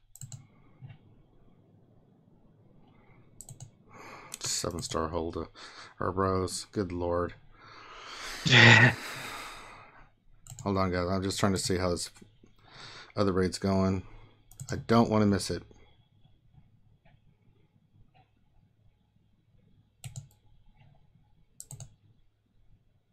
Damn it. Crap. The problem with the Darth Nihilus lead, Alan, and Magic City, the problem is that the life steal isn't as good. You can't throw a Barris under a Nihilus lead because you can't gain any other source of healing besides doing the health steal. So Barris would serve zero purpose under a Nihilus lead. I don't know. The health steal never panned out, and I know people tried it once it came out. It's just even with the Zeta on his lead, the health steal can't keep up with the damage that's being dealt to your characters. And like without any other source of healing, it's not going to be worth it.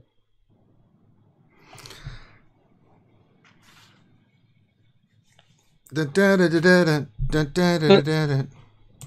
do my Imperial Might real quick. Try it.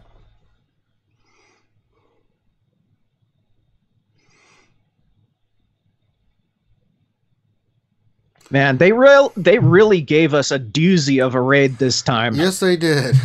God, brain's just going crazy.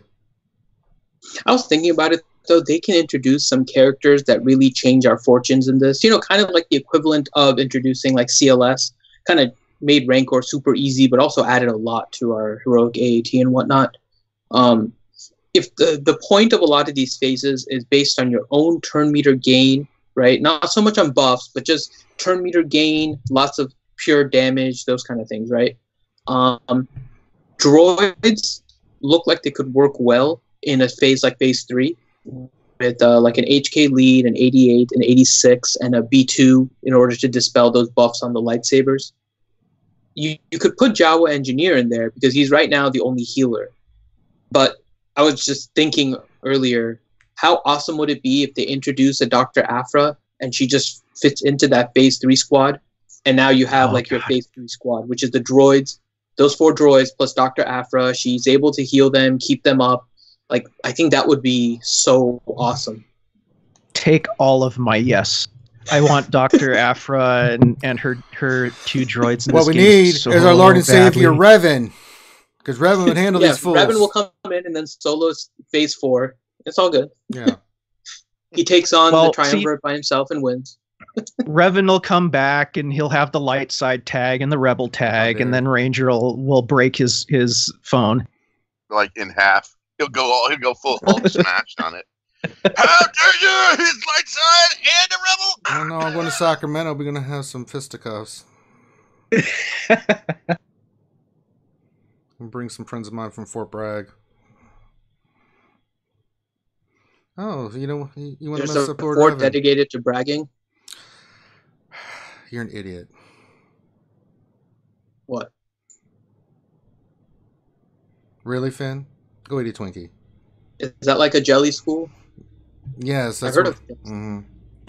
Just where all the Green Berets and Delta Force and 82nd Airborne are at. But yeah, you got it right, Finn. Oh, so Fort Bragg is not like a jelly You know school. that wasn't Finn. You're just being a poopy head. You're a very bad man.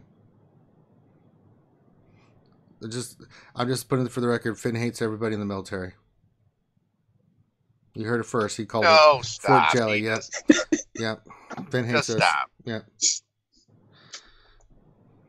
So we keep all that shit. Considering I stream with you, Grande, Damn Felix, it! That's Warrior. right. I would probably I hear can't from my argue with life. that. Yeah, That's that's true. science. Yeah. Can't argue with science. You just can't do it. You know, maybe we are kind of over-engineering this. I wonder if we were to try out one of the Galactic Hero teams, if it would do any good. I'll try it next. I'm gonna do You this. know, I'm Commander Luke. Yeah, I'm gonna do this, and then I'll go back and do my phase 3 on my raid, and then we'll go back to rocking and rolling. Well, I'm just thinking because, you know, they actually did give some good bonuses to good characters this time around, instead of like, oh, hey, Ugnaught, Really? and maybe Eve Koth. No.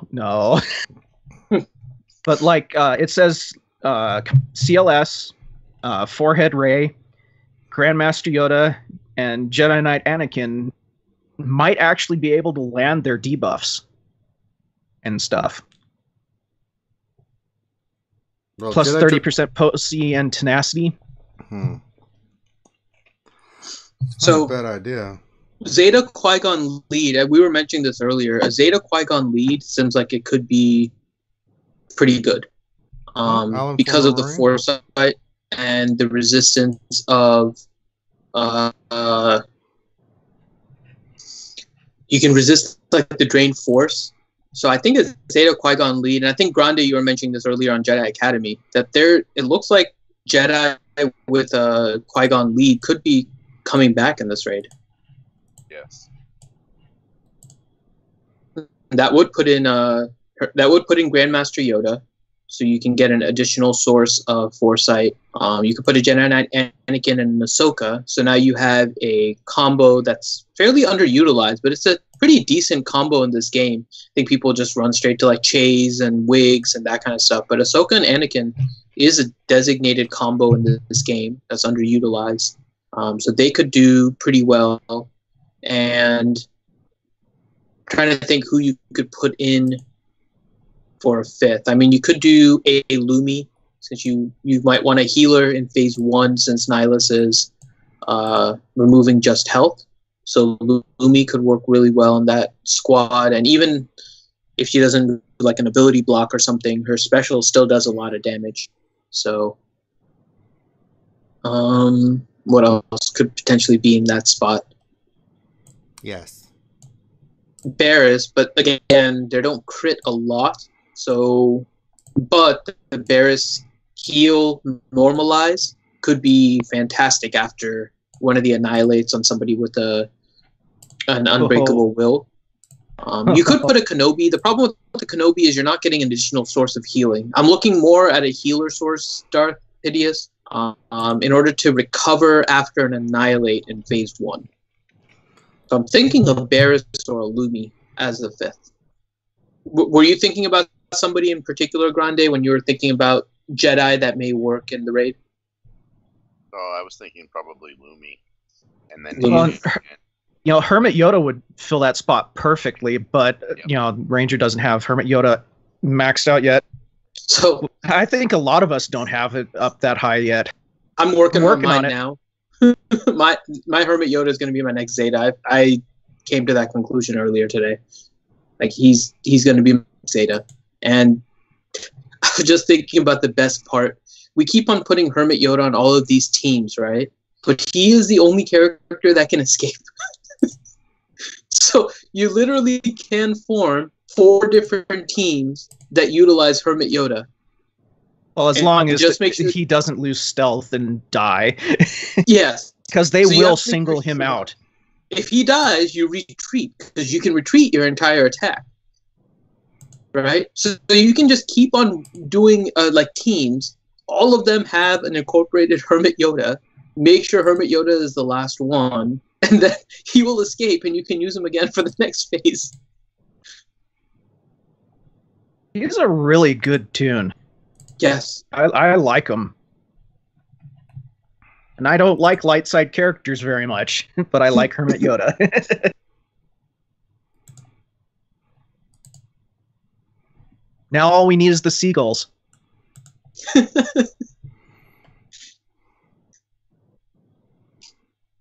I'm telling you, man, Hermit Yoda is going to be maybe the best character right now for this raid. It's ridiculous how versatile he is in like 8 different group compositions.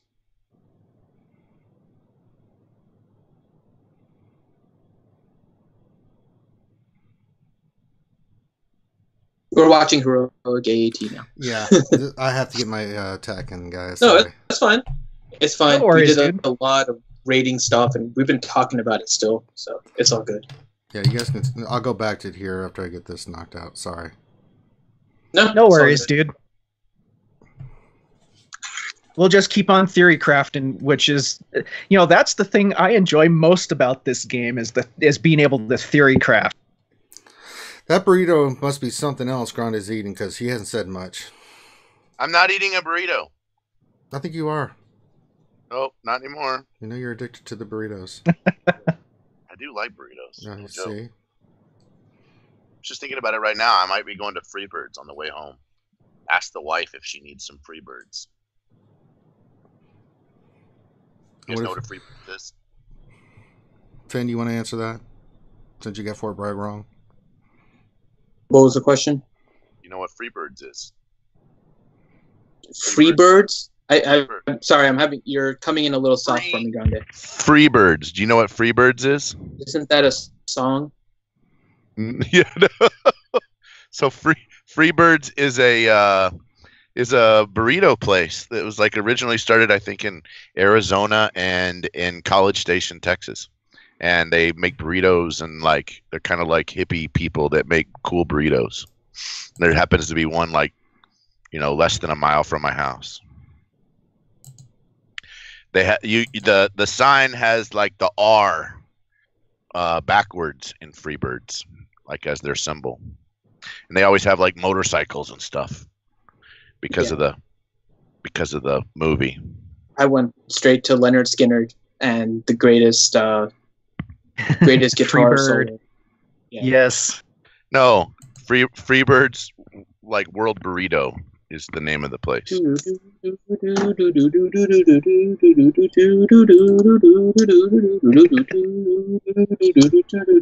We can't play the actual thing because then we get copyright flagged.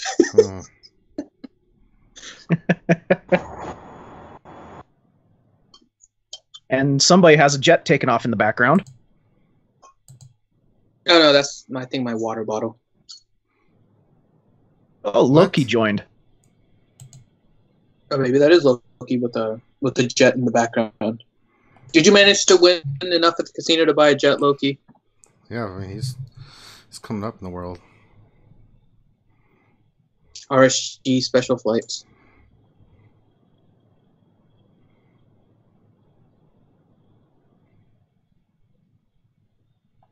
No, we're not doing Stairway to Heaven. No, we're not doing Freebird. God damn it, Finn. Everybody wants to do Freebirds. I mean, I actually hate that crap as a band. There was always that one asshole that would always be like, "Play Freebird." I'm like, you're funny. Get out. Somebody, Freebirds is like Chipotle, only way better than Chipotle. Chipotle is like McDonald's. Freebirds is like Fuddruckers. Straight up. Damn it! Now I want burritos. And whoever said College Station and knows where College Station is, Listmeister. He's the one that did it. I know. He knows where College Station is. Love that. We have a request to Stairway to Heaven. No. I think we should fill it. No. Ranger should do it on his guitar. No. Why not?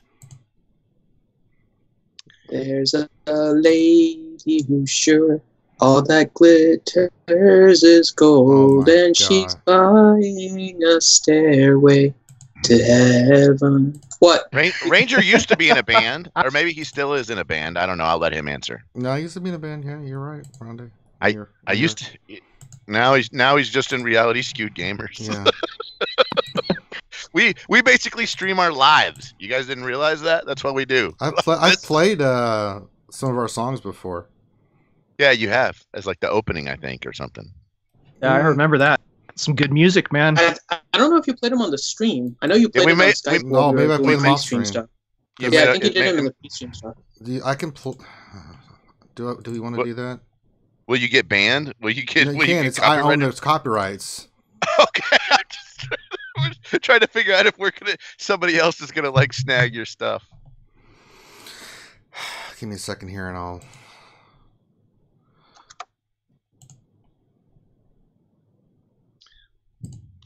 Heroic Rate. God, Phase 2 is a but You don't like phase 2, it apparently? just takes forever, man. Phase 3 is a little bit quicker. I should have waited. Oh God, Grande can play the Stairway to Heaven with his lightsaber.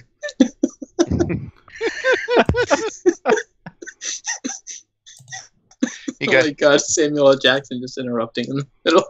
Hey, so Listmeister, the bar across the street from the campus that you're talking about is called the Dixie Chick. And it's right next to the original Freebirds. Really? Dixie So Chick. there's a band called Dixie Chicks, and they take the S off of that and create one place, and then they put the S onto Freebird and create another one. So it's the Dixie Chicken is the name of the place, and there's Bottle Cap Alley right behind the Dixie Chicken, where they threw all the bottle caps out onto the alley, and you had all these bottle caps that made like the pavement in the alley. That's pretty cool. That's called litter. Well, if you throw enough of them, it becomes not litter, and only one thing, it's not litter anymore. But it actually becomes organized litter. It's organized litter. It's repurposing, right? It's reusing a material. Yeah, right? There's a couple coastal cities on the East Coast that have, since they did a bunch of like oyster farming and stuff over there, some of the roads are made out of oyster shell. It's really cool looking. Yeah, you could totally do that. So it's a reusing of a product. Affinity calls it littering. We call it the first part of the 3 R's: reduce, reuse, and recycle. Right. Word. So that's reuse. It's the second one, but it's reuse rather than reduce, because you can't reduce people from drinking. They're just going to do it. They also have like a bunch of pet rattlesnakes and like a big thing in the front. So Dexatronic. Ranger, it's apparently funny when people ask you to open a pack. So hey, will you open a pack? Jesus, I'm getting all kinds of requests tonight. Hey Ranger, will you open a pack for me? How about now? That came from a while ago, Dexatronic. I don't know how far back you've watched. So when we first started, Ranger opened a lot of packs. Ranger would open more packs. And so it became kind of a thing where Ewok in particular would always kind of ask Ranger to open a pack. And we would open a pack on the stream. But his roster was still being built at that time, because we were, I think at that time, Ranger, we were both probably just around the 2 million range. Mm-hmm. And so there was still stuff we could get. So he would every now and then open that was even before that was before GP was even a thing, man. It was percentages of collection. Remember? We were using a collection score, and I think we were in the 50s. Yeah, it's way different Or now. they changed it. It was 50s before, but the maxes were like at 100, and then now they changed the scale, so it's a little different. But it was the equivalent of maybe like 2 million GP now. They didn't have GPs back then. Grande is right. And he would open packs every now and then whenever people would ask him to. And then it got to the point where there's really like nothing in the packs. He opened quite a lot. You opened a fleet pack once, right? And got complete crap, and I think that was the straw that broke the pack.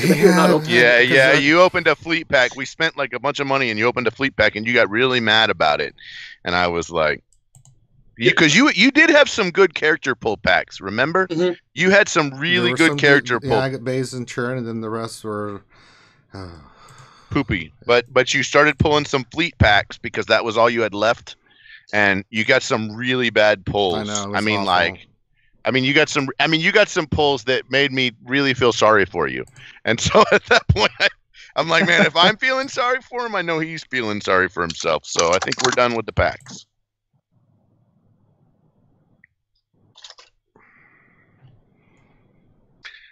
Yes, at that point, we became done with the packs. Yeah, the days. I'm trying to find my damn band now because everybody pull it up.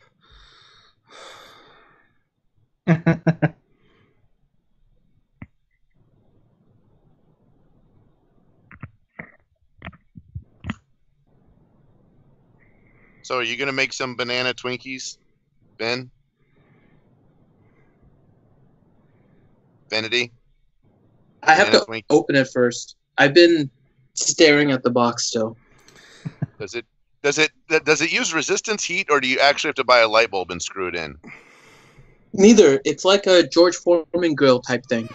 Right. Oh, nice. Okay. It has so like little cutouts for each one and everything. nice. Okay. Yeah, I was saying earlier, once he figures out how to use it, one of the streams that he's gonna be hosting, he's gonna be sitting in his room and his bed's gonna be gone. All there's gonna be is just a pile of Twinkies. Yeah, he's gonna look like Cartman. He's like, anything to say, Finn? Follow your dreams. Beefcake.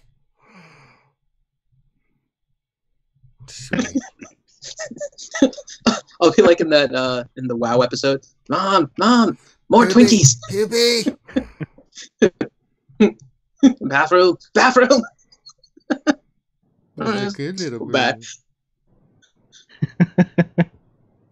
Just All keep on eating Twinkies as I grind out a new character in You World guys of ready Warcraft. to hear and my music? Mm-hmm. We ready? I'm ready. All right, here we go. Sure.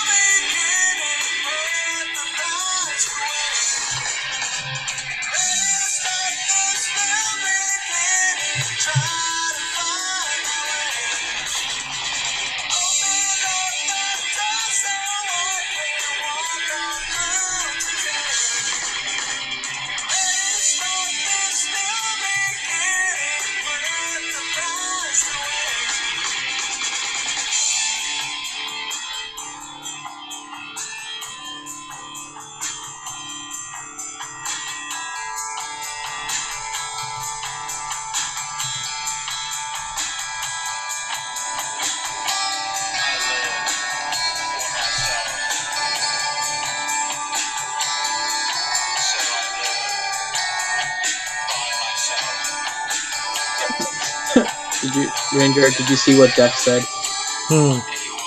He said it's a song called Open Attack. Can you ban him, please?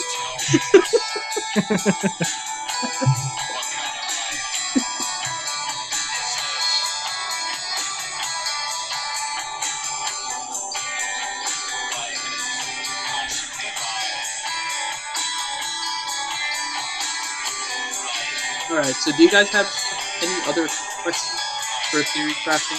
Gone through a lot.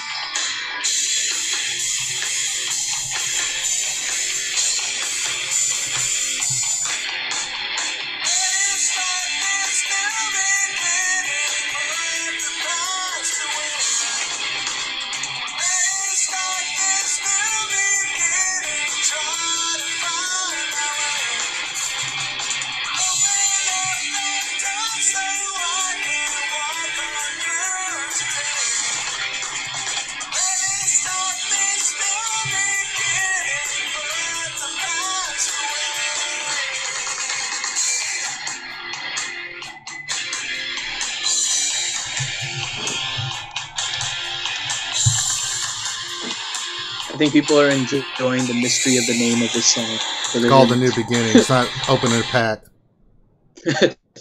There's I open a pack. What kind of pack is this? Algae Dumpling said I stand alone and do a basic.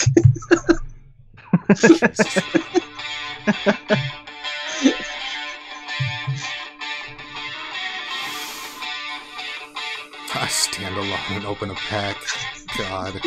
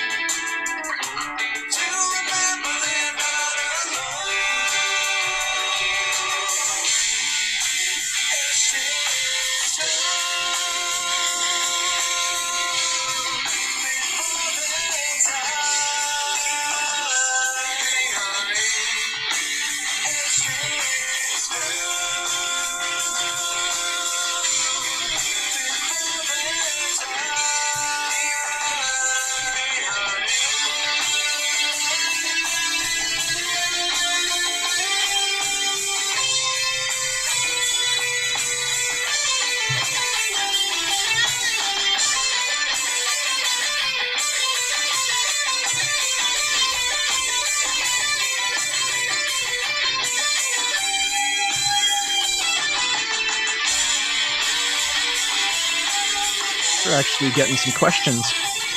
Yeah, it's almost done. And the chicanery. What are the questions we're getting? Sorry, I was typing something really quick. Trontacular, which instrument did you play, Ranger? Some bass guitar. Background vocals. One of you to say cowbell. And then from Darth Hideous, what's the name of this band? 5x5. All right. There you go. That's enough. Good music. Very good music. Thank you. There's more, but... All right, here we go. I am continuing with the Kylo Ren Unmasked team. Little do we know that we changed Ranger's Kylo Ren Unmasked team to a Resistance team. Let's see what happens.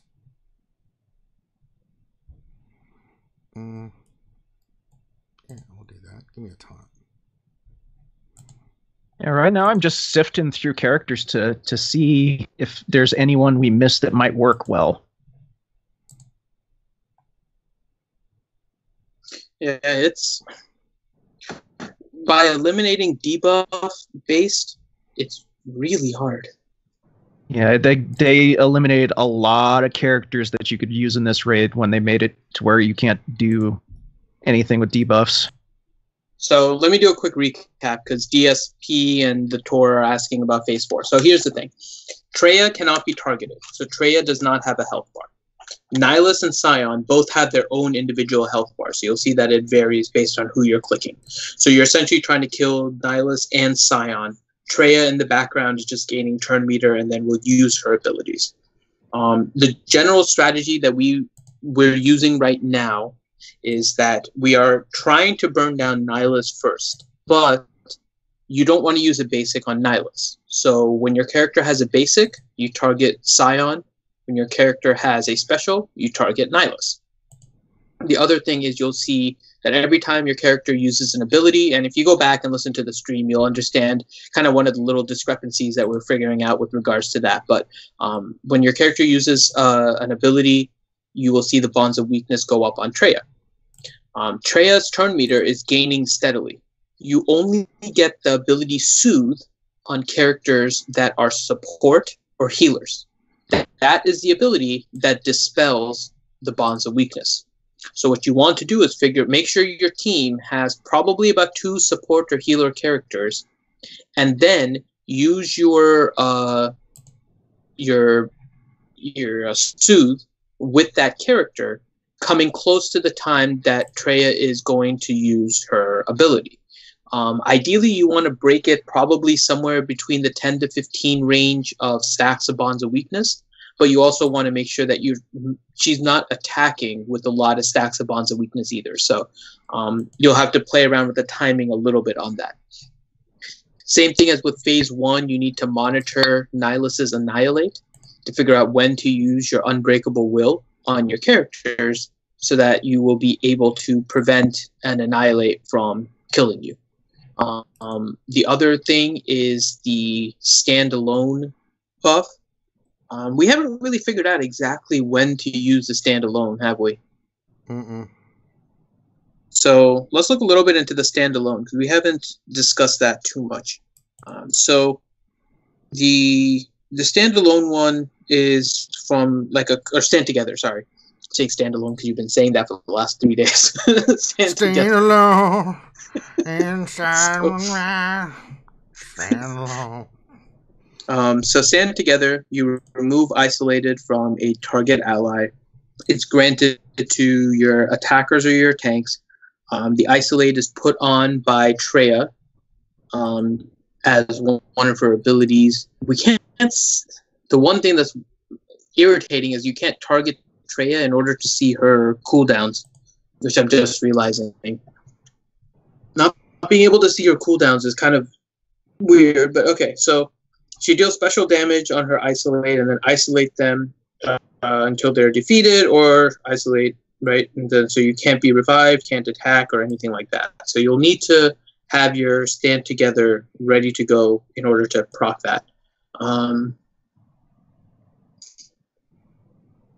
I mean, essentially, you're just waiting until it kind of comes back around. But that's the summary where we've been in phase 4 as we've been kind of evaluating this. So in terms of an overall strategy, where you want to attack, when you want to use particular abilities.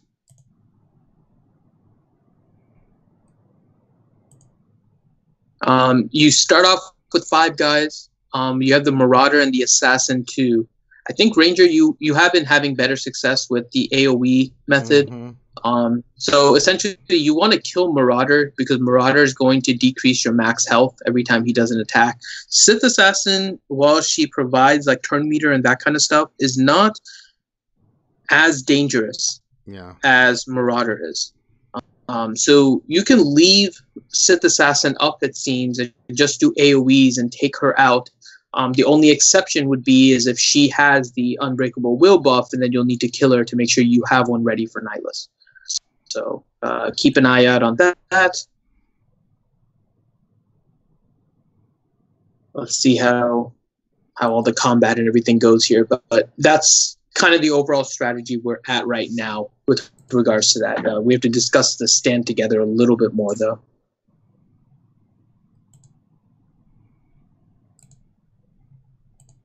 Stand alone.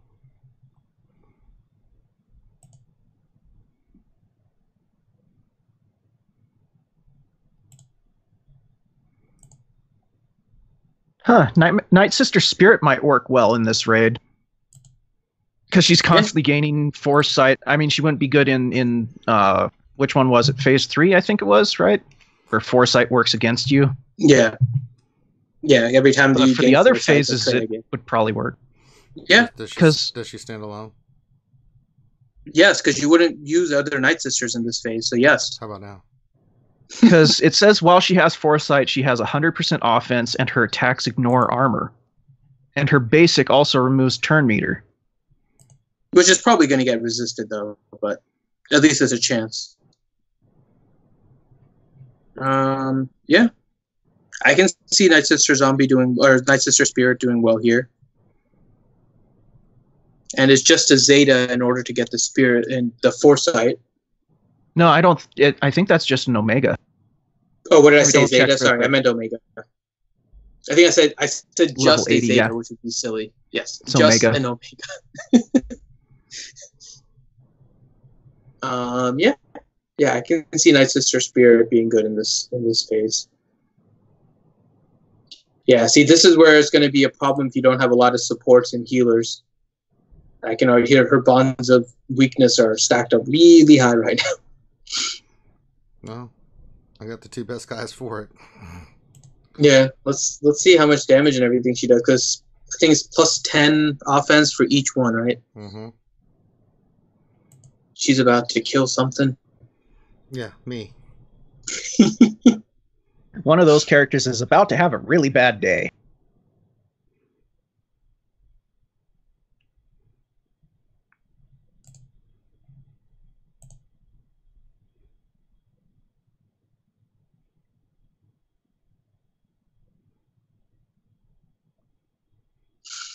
So I'm going back now to phase 3, while we're watching the phase 4.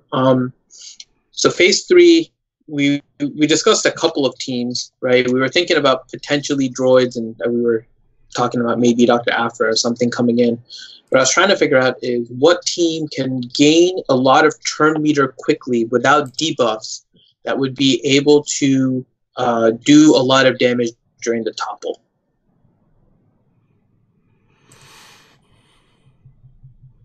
So the topple, I mean, droids can, because they're going to be gaining turn meter at every crit. So you have a lot potentially there. If you're running B2 and Jawa Engineer, you're not running Nebbit, who's able to call another droid. So you're going to be restricted kind of in how many droids are going to be gaining extra turn meter. So there's always that aspect. But who else? I'm trying to look through some leads. What other leads gain a lot of turn meter for their team? We know Newt. Newt is one, but Newt, I think, is going to be used elsewhere, not in phase 3. Turn meter for the team? Mm-hmm. So I think we're going to need a lot of turn meter gaining teams.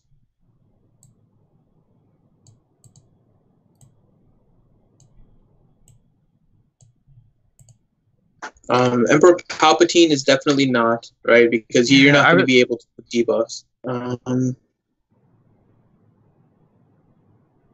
Well, you might be able to if you could manage to like stick tenacity down on the Marauder or the Assassin and just, not kill them and use them as. No, but I'm thinking about no. I'm talking about phase meter. 3.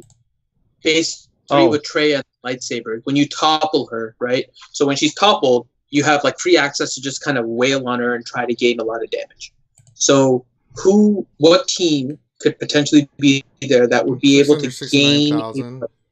Kylo Ren and the regular Kylo Ren did 407,988 damage.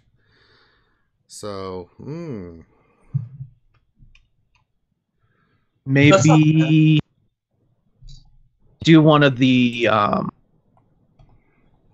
I mean, for phase 3, Asajj is a must with those lightsabers, like you were saying earlier. I think Asajj could be one of the teams. Droids is one that I'm thinking of. Asajj could definitely be another.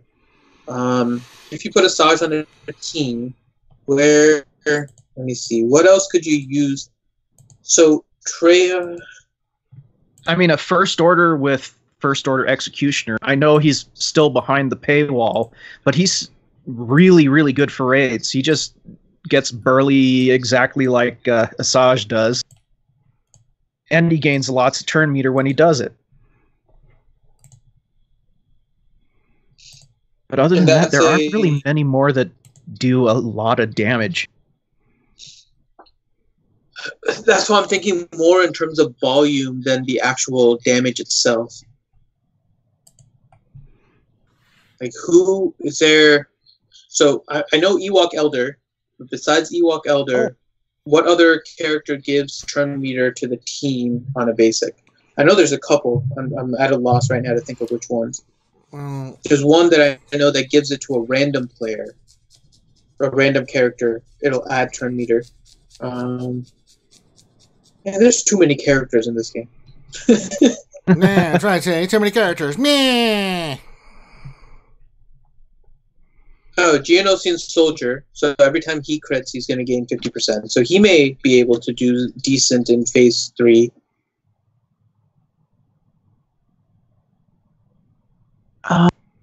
In Phase 3, how often do those lightsabers crit? At least in Tier 5, they weren't doing it a lot. Oh, okay. So that kind of rules out running Rex as a lead. Yeah, I would guess maybe 20%, roughly. I haven't calculated it specifically, but just eyeballing it, I would guess somewhere around 20% is their crit rate.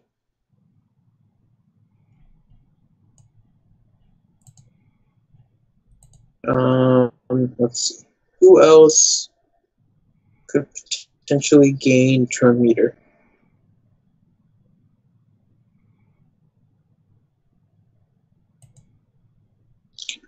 Farm Boy Luke. Farm Boy Luke on his basic gains turn meter if he crits.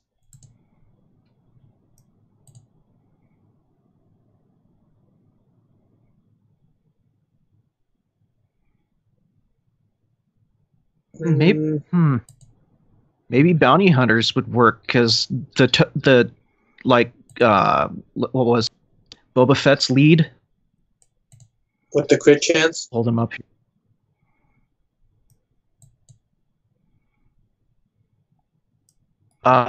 Where is it?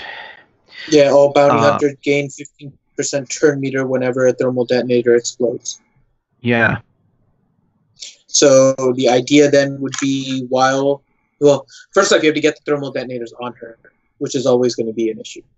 But if you're able to land them on her, let's see, if you do it during the topple, as soon as the topple is done, she would come up, she would pop like a bunch of detonators, and you would just be able to wail on her again.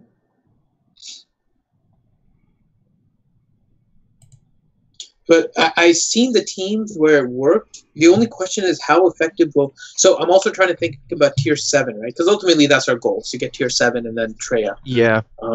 How effective is thermal detonators going to be in Tier 7?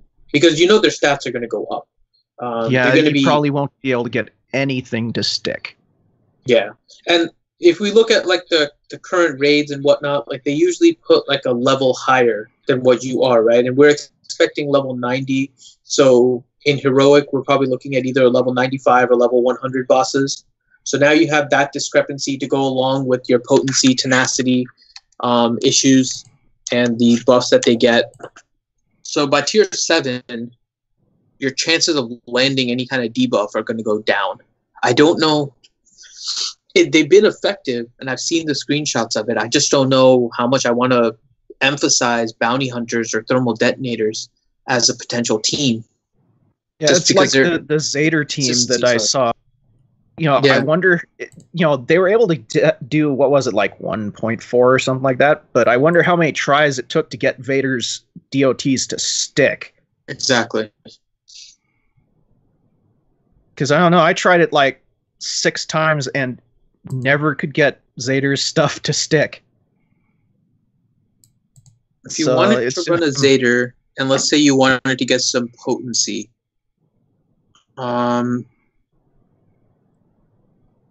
maybe we have been going the wrong way as far as mods. Maybe you don't need speed and stuff for this one as much as like maybe stacking potency. Well, I think you still want speed secondaries, though. I don't think you can go too slow. But yeah, maybe potency with the debuff teams is going to be a little bit better. Some potency buffs as well. And that's probably Kit Fisto. I don't know if it's worth it. If you put... So going back to the question about Wampa, right? Tarkin. Yeah, what if you about did a Wampa? team with... Yeah, so Vader lead with Wampa, Kit Fisto, Tarkin, and let's go with... Oh, you'd need a healer in there somehow. Yeah, Hermit so... Yoda. Yeah, Hermit Yoda, there we go. So Vader, that's our throwaway team here. So we're going to do with the Vader lead, a Wampa, Tarkin, Hermit Yoda, and what was the other character? So Wampa, Vader, Kit Fisto. So maybe you can do potency up with Kit Fisto. You get potency stacking with Tarkin also, who's going to be able to do a lot of extra damage. You can get intimidation tactics as well for him.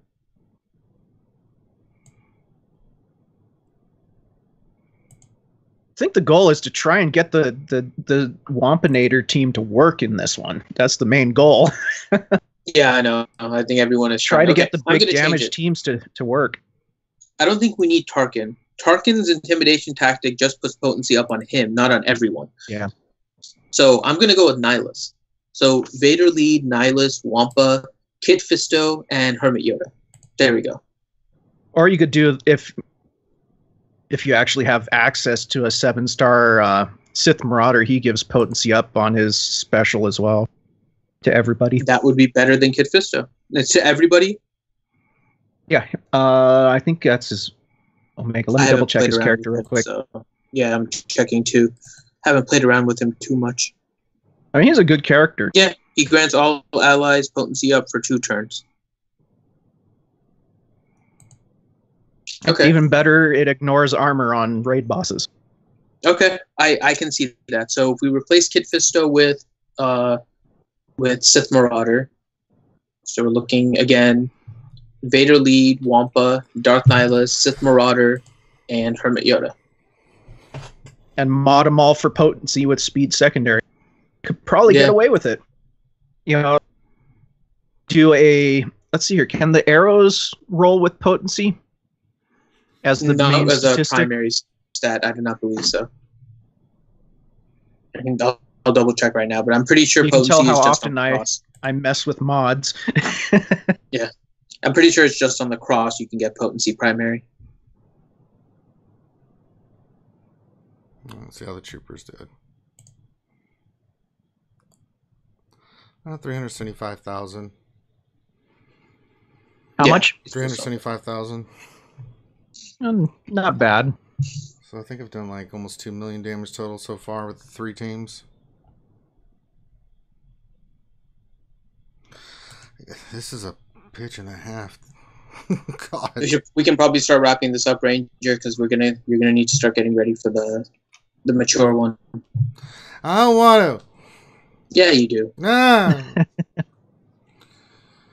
Well, it's pretty much we just take it over to the mature channel, keep on doing what you're doing, and instead of we don't just everybody drinks money. All right, go ahead and wrap it up, Finn, and tell everybody what's up. I need to get some ice and use the bathroom. I've been sitting here just going at it forever and stuff. So all right, I'll end the stream on my end then too. Okay, so cool. I'll be back in like 5 minutes if you're not done by then. But yeah, okay. Close it out.